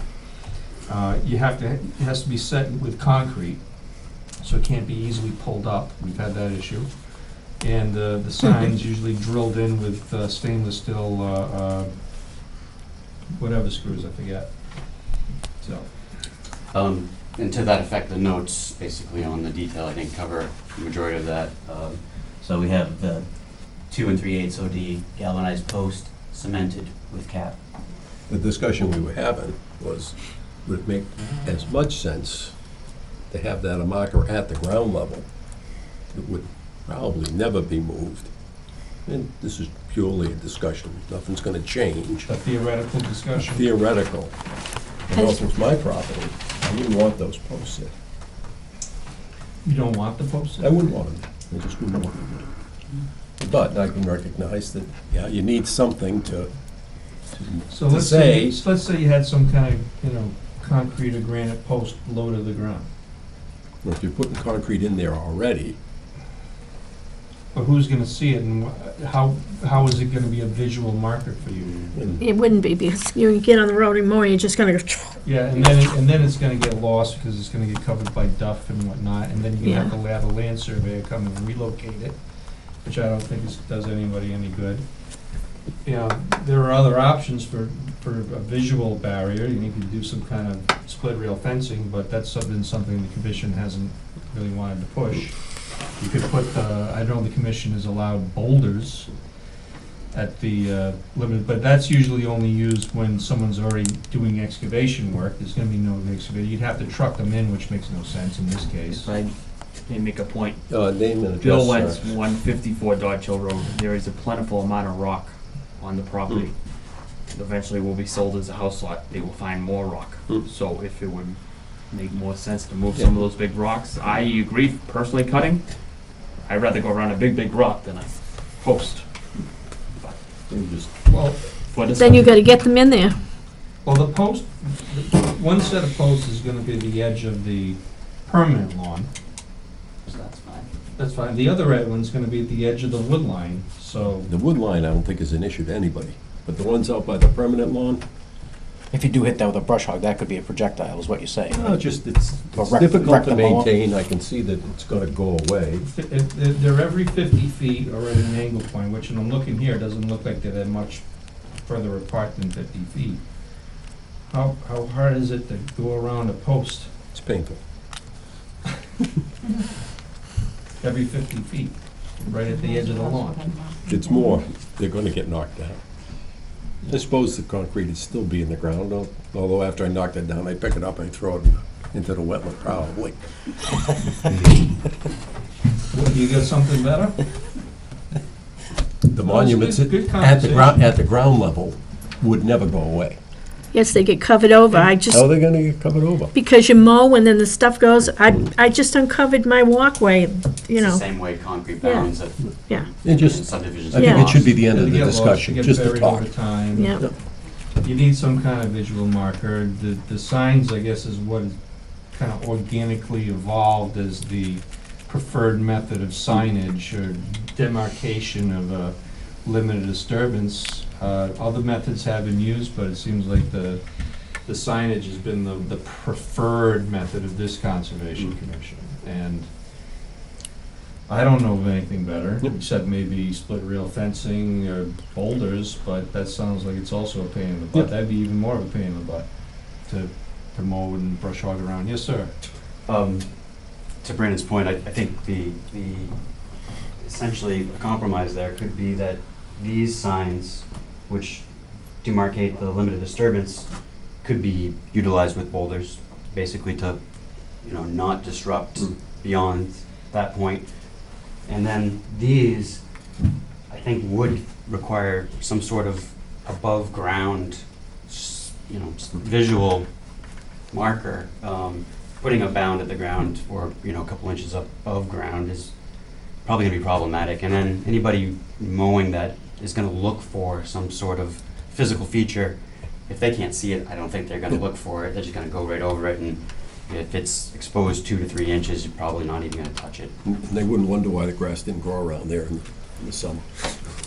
From an aesthetic I think- point, I would rather look out and see the pretty signs that we have than a bunch of boulders that, We've also discussed in the past, that the next owner of the property sees a boulder there, they don't know that it's supposed to be there, other than, I want to get that boulder out so my kids can play baseball out there, so Right. I'll take Yeah. my tractor and push it out of the way. Moving right along. Signs. Let's go with the signs. Motion to, Joyce? Motion to close the public hearing if we're all set. I didn't, before we do that, anyone in the audience with anything to say? Have a second? Second. All those in favor? Aye. Make a motion to issue an order of conditions for 159 Dodge Hill Road. Second. All those in favor? Aye. Thank you. And if it pleases the commission, I would be more than happy to forward an email with this plan, with the wetland flag shown on it, buffers, and the Yep. AURA line. I'm sure it'll be on the order of conditions. Okay. Sure. Moving right along. Thank you very much. Police station. Police station. Okay.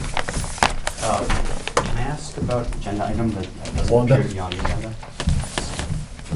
This goes to the police Okay, station. I'm looking to, is there a COC discussion for 28 Hemlock Drive? Second. That one, I don't believe that one came in recently enough that it didn't meet the deadline for this meeting. But I did get it. Yeah. Did you submit Wanda? letters saying that it was built in substantial compliance? I believe so. I don't know what was submitted.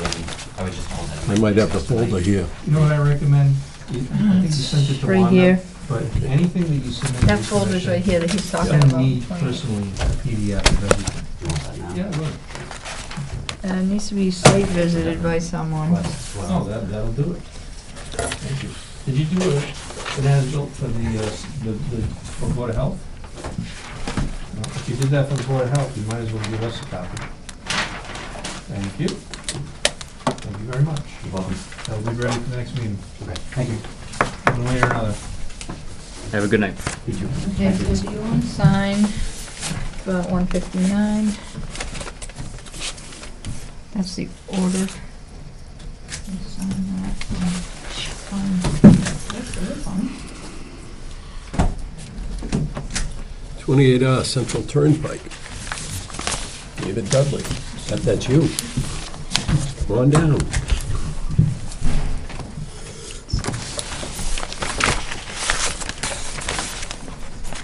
Thank you. David Dudley, 48 Chicory Road in Spencer, Mass. Out of town. You're welcome to anyway. Thank you. And this is the Beaver Dam and the property ownership Yeah. and.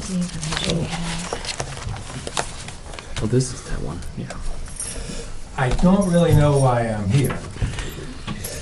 My family has long time roots in Sutton. My grandfather was born in 1898 in the house right across the line. He was an engineer out of WPI.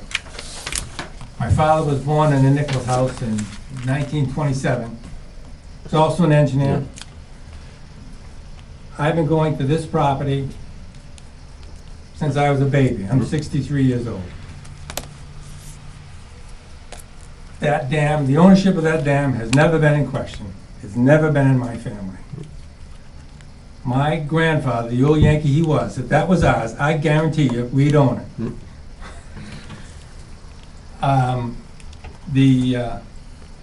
All I see now, I actually tried to buy that back in '95 because I thought it might be Worth owning. worth owning because of the pond. And the ponds can be a problem. Well, that's an interesting question. If you tried to buy it, who did you try to buy it from? Mr. Roby. And Who was denying ownership? no, the son is denying ownership. I don't think the father is denying ownership. The father is four square that he owns it. Always has. In fact, I offered to buy it. I offered him $40,000 to buy the dam and 17 acres of backland. And he told me that that's going to be valuable and it's worth a house lot in Sutton. and he'd sell it to me for $169,000. And he said, you should think about it because I could flood you. And they do. So, Mr. Roby's son has now decided to abdicate any responsibility. And he has an attorney that says that he's right. Going back 150 years. It's, That the deed was to Mary Dudley. Our tax collector, I think, agrees with you. My uncle lived right there, not 1,000 feet from the dam. No one ever took ownership of that dam. My grandfather complained, we would work the strawberry field and complain about that damn dam and that nobody was taking care of it. I don't know how many Yankees are left in Sutton, but this ornery old Yankee would not have let something like that get by. I guarantee you. I think it's a civil issue as to who owns the dam. Right, but I think it's going to be incumbent upon the Conservation Commission to expedite the civil part of this, because there's a dam in question, and there's a problem, and something has to be done by somebody. We can only issue to the owner of record on the tax bill, I would imagine. I called the Office of Dam Safety. That's what I was gonna say. And they came down and they did a survey. And, Recently, yes, 2015, the last time that the beavers were here. Yep. The beavers come back. Sure, they like it there. They like it there. It's a They've been beautiful coming pond. back for years. So I asked the Office of Dam Safety to take a look at this dam because the water was running over the top of the dam. And I have it here, it's 2015 that they came and they did a survey. And I asked them for a copy of the report. The state of Massachusetts, Office of Dam Safety, won't give me a copy of the report because the report goes to the owner. I have to request it, which I did. I requested as public information a copy of that report. The state of Massachusetts realizes, or understands, it's his dam. Yep. Curtis Roby, the son, showed me, before this all started, showed me an album of photos going back 50 years of he and his mother and his brothers and everybody's celebrating on the dam. And now that it's become a burden, Liability. They a call it. liability, Now it's yours. it's now mine. I have 2 letters from Mr. Roby. No laughing. I love it. I was down there a couple of years ago, and this, I don't know who paid to have all of the brush cut off the dam, like the state requested, but all the brush That was was... Mr. Roby. Mr. Roby also paid to have the beavers removed back in Right. 2015. Right. And the wheel from the mill he donated to the Historical Society, so I had that taken over to it's behind the blacksmith shop. There was a wheel at this dam? Yes. There was a mill there at one There was a time, mill, okay, and who donated the wheel? Mr. Roby. Mr. Roby donated. And what year was that? If it was your property. 2015. we have permission to donate the wheel without your permission. No, Okay, I just want to, that seemed kind of odd to me. so I Could we just make wanna get that copies of this, straight. sir? you can have that copy. But And you had a report from the dam safety? this is my request. I've You haven't told- gotten it? It's been years. I wonder if we can request it as a Conservation Commission. Well, that's just the report, it still No, doesn't it's say... not a report, it's a request. The It's only just one that his has the request. report is Mr. Roby, he's the owner of the dam. Yep. Mr. Ross, You can good. have that. And I've spoken with this woman at Dam Safety up in West Boylston, and on a number of occasions. And she's been very helpful, I just haven't gotten the report. There's been some question about access. Yeah, that was my question. Sorry. Go That's ahead. okay. You can ask a question. I had questioned the severity of the flooding, if it would affect, like flooding people's septic systems, a public health issue, and we were told by the Robies that we wouldn't be able to gain access to take a look at the situation. Can we access that through your property, or? You certainly can, but Mr. Roby accessed it through Mr. Gogan's property. He's the last house before the line. Without checking with Mr. Gogan, could I trespass across your property? And that's when Mr. Gogan called the town police, and there was a big hubbub down there. There is, That's not our concern. I was just, we No. were told that we couldn't access it. Do you recall that, Brandon? I do, yes. So my question is it a public health issue, number one? I would certainly. And number would two, I certainly wouldn't touch grant that access. property line issue with a 10-foot pole. It's we're it's not not our game. Not our game. No. It's, But I would like to look at it. in fact, I have pictures of it. Brandon, think we'll have any luck from Office of Dam Safety? As a conservation? If I can get the report. Maybe. And Mr. Nunemacher was saying that he feels that it's Ryobi, is that the name? Property? Roby's. Yeah, their property as well. Yeah, So I if you look think- in the file, you'll see the deed. All we can do is issue an order to correct the situation to the, Right, and what is exactly the situation that needs to be corrected? I think the dam should be breached. Why? Well, Well, Flooding it stuff. serves no useful purpose, and I believe, I haven't seen the report, but I believe it's unsafe. And you're not gonna be able to keep those beavers out.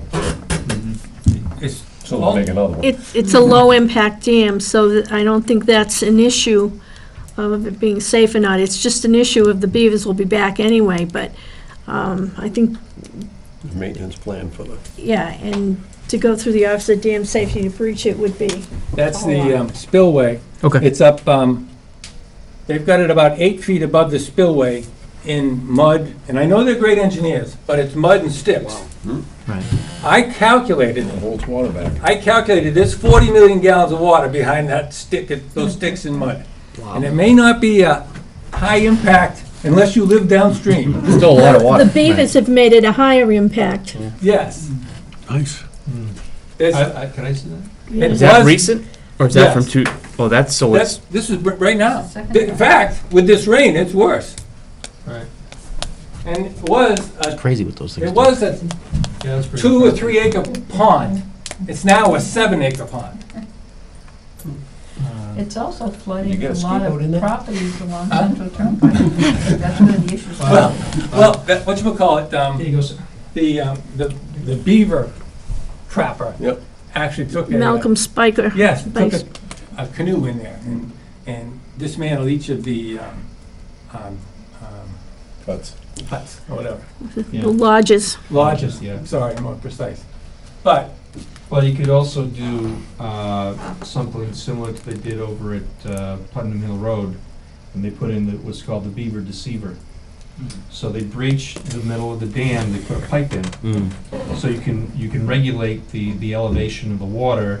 The beaver will still be there, and they can work as hard as they want, but they're never gonna back the water up any more than the elevation that you set the pipe. So what they do is they put a pipe, well, first of all, they have to dismantle somehow the middle of the dam, place a pipe in there, so it's downstream, then the pipe goes into the pond up gradient, and they put in a fence around the pipe. There's a little bit of a float, so you can manage elevations. But then the point is, the beaver, their cue is if they hear trickling, they immediately go to it and try to dam it up. With this, you never hear any kind of trickling because the water is being siphoned from underwater already, so there's no sound of water flushing into any kind of pipe. And even if there was, there's a kind of a fence around it, keeping them from getting in. So that's what they did over at Putnam Hill Road, and as far as I can see, it's working very well. So that's another option, but obviously there's expense associated with that. That's usually a better option, though, long-term, because you can get rid of beaver every year. There'll always be more beaver, long-term. So it's a bit of a, higher cost to begin with, but lower cost long-term. I'm sure that there are there are homeowners along Central Turnpike that are my abutters. They can go out into their backyard with a shovel and dig 6 or 8 inches down and get water. It's so high back there. Yeah, It's affecting and that is a some of the problem, it septic. affects septic systems, and that's dealt with through the Board of Health. You can get an emergency certificate for beaver removal through the Board of Health in that case, and also to breach the dam in order to lower water table because septic system is getting backed up. But that's a different issue. If they want to do a beaver deceiver or permanent breach, that would be something the commission would look at. Yeah, I don't see any use for the dam. So, I certainly don't want, foolishly almost bought the dam. Okay, so. But I didn't have the $169,000. So- It wasn't gonna spend it. That's good.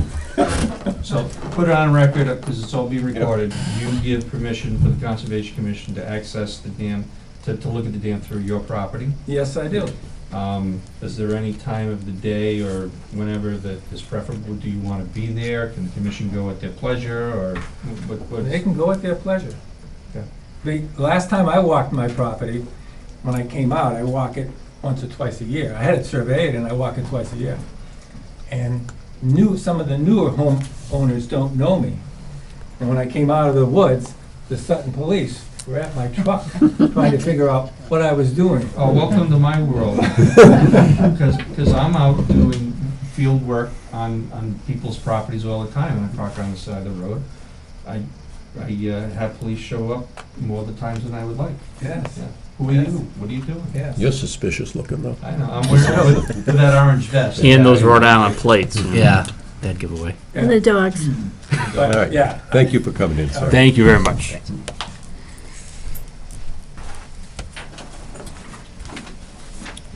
Well, just continuing along on that discussion, what do we do next?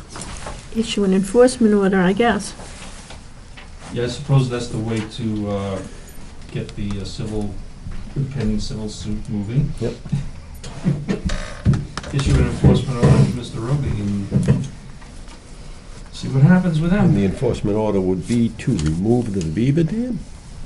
Remove the public nuisance? What would that enforcement order be, Well, and what would we let's refer to? State, what is the problem right now? What is the complaint, what is the problem? Water level. Is that The water level. water level in the pond behind the dam? Mm-hmm. What Well, about it? not being maintained to its, It's flooding people's backyards. Flooding people's backyards? I think you're right with the pipe. They put one in upstream of Ramshorn, and it's worked out, adjacent to my parents' property, Mhm. and that's worked now for 12 or 14 years. It hasn't got plugged back up. Absolutely not. And it used to get plugged every summer. Yeah. We go up there and knock the stuff off, and, In a wetland? yes, it's in Millbury though, so I didn't. We'll do whatever you want. Millbury's much easier. must be God. Well, you- Plus, it's illegal to I guess knock the beaver dam down. the problem is that the water in the pond's not being regulated. It's causing Flooding. flooding, public nuisance. Should the Board of Health get involved with this, or if people have people complained to the Board of Health or just to us? They complain to us, and I tell them to call the Board of Health. Yeah, they should probably call the Board of Health and,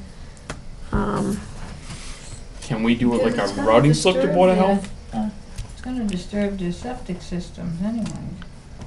Oh. And as a matter of fact, the girl that works downstairs, she's being flooded well, then out. they should tell the Board of Health, Well, but here's the maybe. question, is how, are the beavers impacting the wetland resources areas and public interests? It's flooding it. Flooding the buffer zone. Is it not? Making more wetlands. Yeah, that's usually not a problem from Yeah. Wetlands Protection Act It perspective. might be more of a Board of Health issue with their septic systems. Yeah, but It would our be. just talk about our jurisdiction, the Board of Health stuff is Hmm. not us.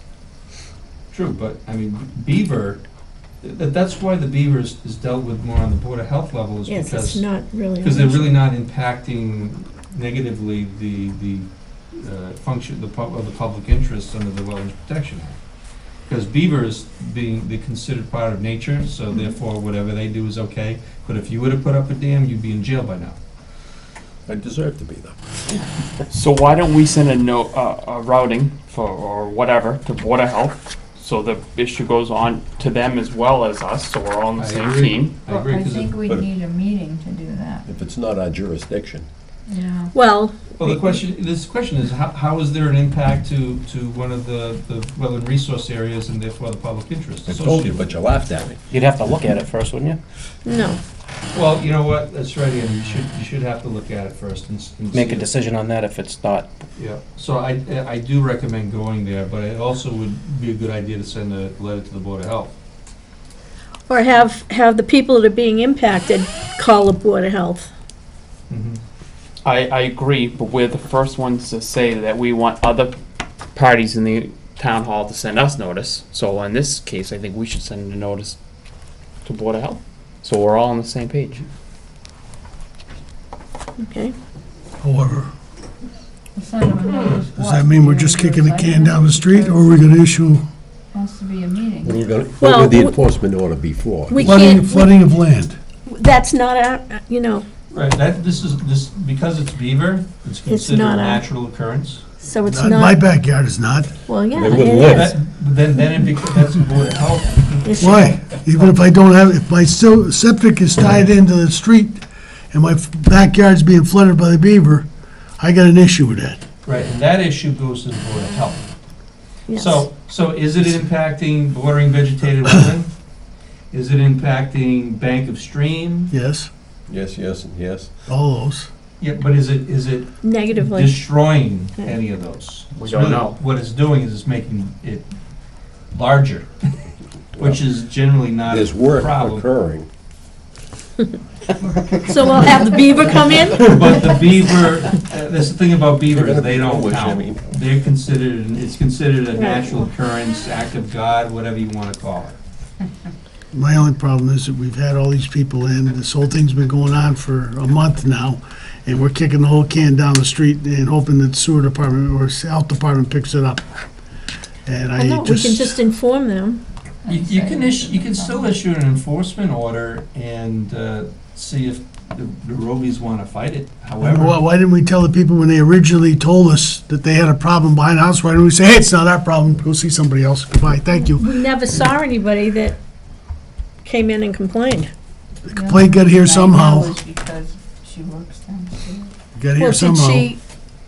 She didn't, no, she She just didn't do an told official, me about it, but, I mean, I was downstairs working with Joyce when Mr. Roby and his father came in, and he said, I own the dam. well, Well, that's got nothing to do we, with what we're talking about we right now. need somebody to complain officially. I mean, rather than pick it out of Yeah, the but I air. agree with Bob, we can't just let it go now. We Right. talked about it in a couple of meetings and brought people in. Can, with sending notice to the Board of Health, could you invite them to do the walk with whomever from this board? Can you, is that legal? yes. Why wouldn't you do that then? And then way both boards are involved and one can say it's your problem. Pass the buck, or not pass the buck, Or you coordinate. coordinate, right? There's also the Office of Dam Safety to be taken into consideration. But they already know So about set it, up right? site visit No, with not- I don't think they know about the beaver damming. Not the recent one, they knew about it in Is that our 2015. responsibility to notify them? But that's it's not a conservation issue. It's- Public yeah, dam, safety. dam safety is dam safety. That's a separate entity. But we don't have to notify them that there's a beaver dam there. No, it's not your job. Okay, as a citizen of the town, or citizens, we can in fact say, yeah, we got an issue here. I want you Of course to you can. look at it. If you want to. Yeah, I want to. All right, then do it. Okay. You can do that. Well, why don't we write a letter to the Board of Health and say there is an issue, and we think it's more in their purview than ours, but we would be glad to cooperate with them. Hold on. Where are the public interests here? Where are the public interests? As soon as that's just a discussion, I can visit the room in the back here. Past his bedtime. Way past. No, I think, hold on. Well, the Red Sox screwed mine up So, last night. do you think that there might be impacts to the protection of public and private water supply as a result of the beavers damming this area? It could be, yes. Do you think there's a problem with protection of groundwater supply as a result of the beavers? Could be, Do you think that it could affect flood control? could be, Do you think that it could affect prevention of pollution, could be. protection of fisheries and protection of wildlife habitat? Probably not. Probably not. But you could send an enforcement order saying that the beaver are affecting public and private water supply, groundwater supply, flood control, storm damage prevention, prevention of pollution. And if Mr. Roby wants to fight any of those, based on whatever grounds his lawyer states, let him do it. And that's your, what do the lawyers call it? Your, Prerogative. forget the word, but your way of moving forward. But I agree with Joyce that we should also send a letter to the health department, putting them on notice that there's a problem, or we've been told there's a problem. So an enforcement order saying that this dam is affecting those particular public, potentially affecting those public interests, and you need to come in front of the commission with a plan to address them. And with the presumption that they have to deal with the beaver and lowering the elevation of the water in that pond, probably on a permanent basis. Do you want? And then they're gonna say they don't own the dam, but then we'd say that And it's a then- civil and then- matter. And then you start fining, and then the civil suit starts. Prove it, one or the other, that's all. They didn't want to prove it any further than 19 whatever.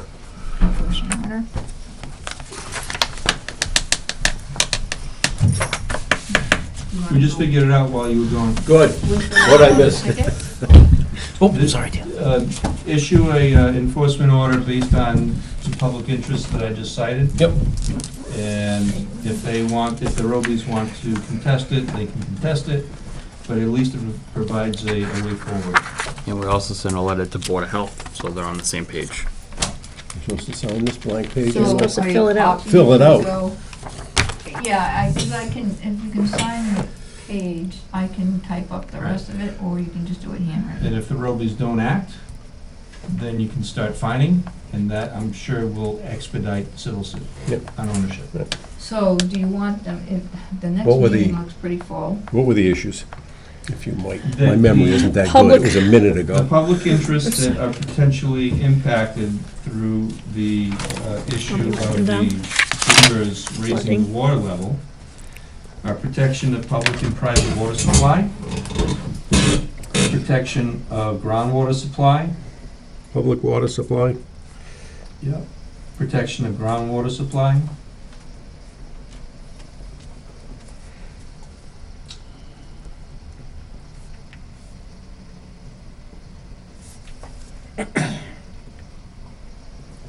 Yep. flood control,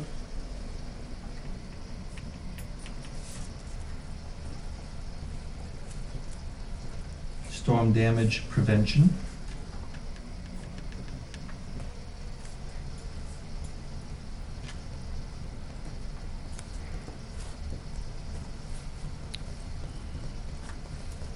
prevention of pollution.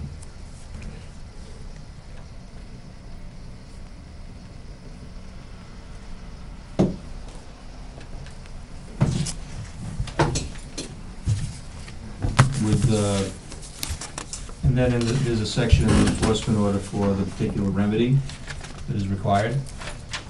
And what are you looking for as a remedy to Leave it somehow to see it. control lower the water elevation in the reservoir, the pond, whatever you want to call it, above the dam, And maintain and maintain that elevation? The, At an elevation, what, safe or maintaining the historic level of the pond. what is the historic level? At a level that will maintain, yeah, I suppose a historic level or a level that is commensurate with the existing bank or the long-term bank of the pond, Long-term historic. historic, yeah. Related to the bank. This isn't section C. Hmm? Are we gonna put this down in here? Or is that gonna be later? You Oh, got a it's copy pretty of an little pond. enforcement order on the Oh, it's beautiful.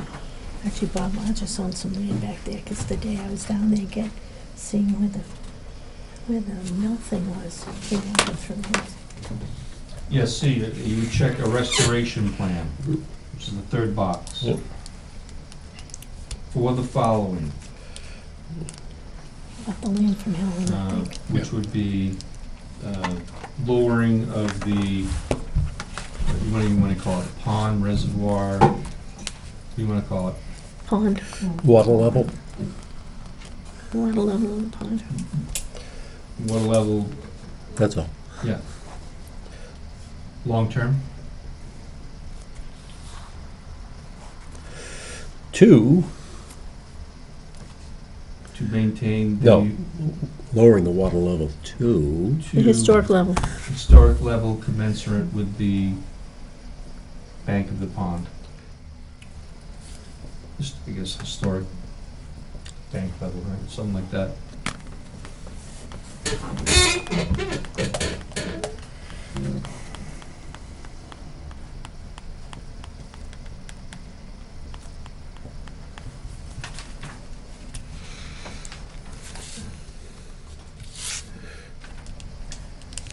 oh no, before we need a date for this. Couple Well- weeks, a month? We can either do September 20th at 7 PM. Well, or no, go- no. It's time to get a. I would say a plan. month anyway. Yeah, so October 4th. No, not on a meeting. Oh, what's This that is- for? This is for how long they have to. Oh, to do it. Oh, 11, 15, 17. 2 months. bring 'em in. I like that. Well, yeah, they, Next. Oh, I signed And it. a cover letter should accompany this, because what this really only handles, this Form 9 addresses the state level enforcement order, and the state level, you can't impose fines. Under the bylaw, you can, but there's no place to show that they're liable for fines. So there should be a cover letter to go along with it, saying that if no action is taken by whatever date you 11, just 15. yeah, there'll be a warning followed by a $200 fine, followed by a $300 fine per day, until such a time that a restoration plan is submitted. And that means that someone's gonna have to take responsibility for Ownership. writing the ticket and bring it you to gotta sign these plans. district court in Uxbridge. That first week every day, and then after that, once a week. Oh.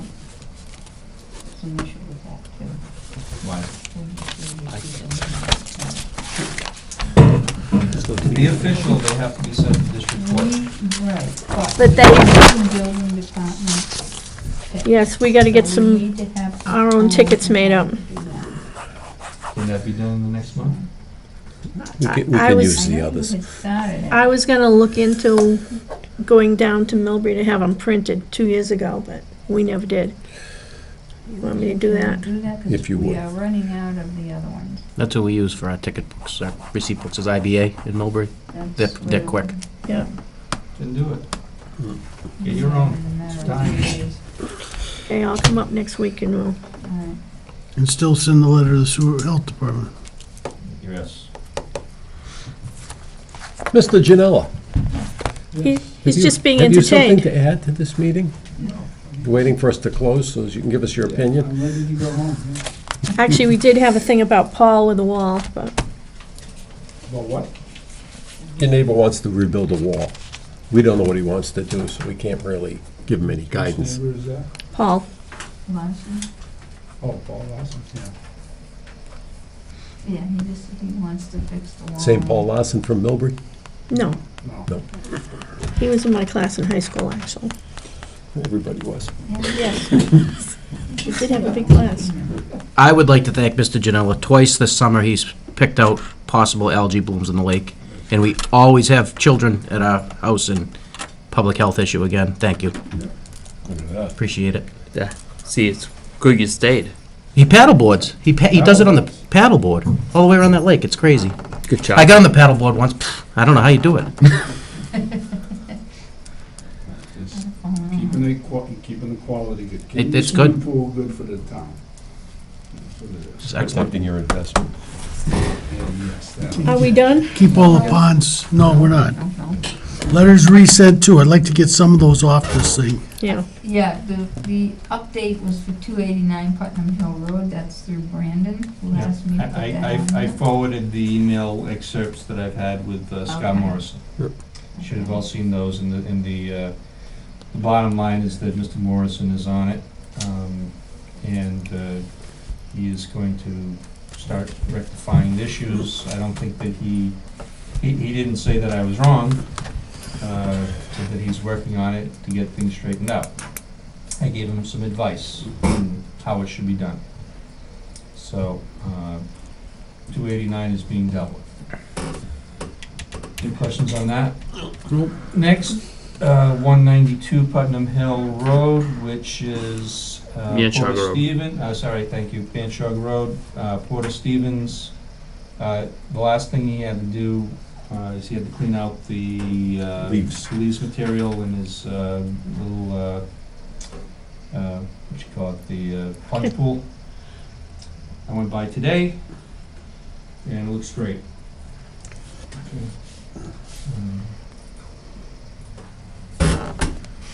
That would be, No, he was looking for or was he looking for a, COC. I knew something. well, he hasn't submitted it. We're telling him he should. We're telling him he should, okay. and he thinks that's great news. So this is what it looked like today, nice and clean. Looks great. Here's the little oil pad. I don't know how effective it is, but there it is. So, I mean, everything else is stable, it's looking great. I said, as soon as I check this out, I urge you to submit for a certificate of compliance and close it out. Does he know you were there today? No. But, I told him I would be here Okay. today. I didn't call him up on the phone, That'd say, be here I am. that'd be a big project to get off the books. They're almost to get off.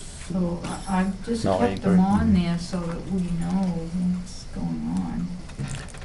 198? 198, Banshog Road. Steels. Not as good a report. Oh, there we go. Our clock in the So they back. did do some minor, they definitely tried to re-erect the silt fence, but, I mean, they just put stone on it, it's useless. It's for show. So. It's not towed in and there's no more erosion It's not towed in, controls? it's not tight, it's just for show, they're not trying very hard. They still got exposed soil on site, it's not, the yard's not done. So we still have the threat of sediment going into areas, there shouldn't be any sediment. With a lot of rain in the near future. I really wish that they would just work on the lawn and get it thick and stabilized, but they haven't, so the erosion controls need to stay up, and they, technically that's not standard right there. And I think it's another letter with some dates on it that you don't have it put in by our standards by X date, we'll start finding you for. Is that one? And I like that 11/15 date, so we might as well use that one. It's a tax filing date for something. So that's for Kevin Steele.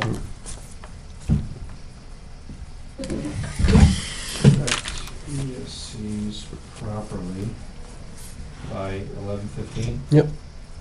For enforcement order? And explain what that means. Well, I'm gonna leave it to Wanda So to do you wanna draft the do letter, that? and then I will edit it.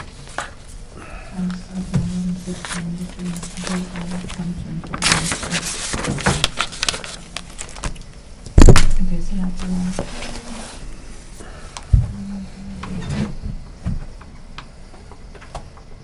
Done, Bob? No? Okay, we Thank you. have the guideline changes that you guys are working on, you No have to progress. let me know when you're, Sorry. just leave it on there. Move it on. Track sheets, nothing has really happened, so, Except that the fact, well, one thing that's been done is the order of conditions has been issued 142. for 42 Smith Road. That's the only thing. I just had an email from, what's her name? Mike Yurka and Karen Margaret Bacon. Bacon. Margaret. Has another Margaret? project. The one Karen? at, You're down right. by the lake at Singletary Road, the rear one, is a 68R. I'm not sure. Yeah, this is how we, this, she wants to do a pre-construction meeting, so I'll be doing that soon. Good. Okay, make a motion to adjourn? Second. All those in favor? Aye.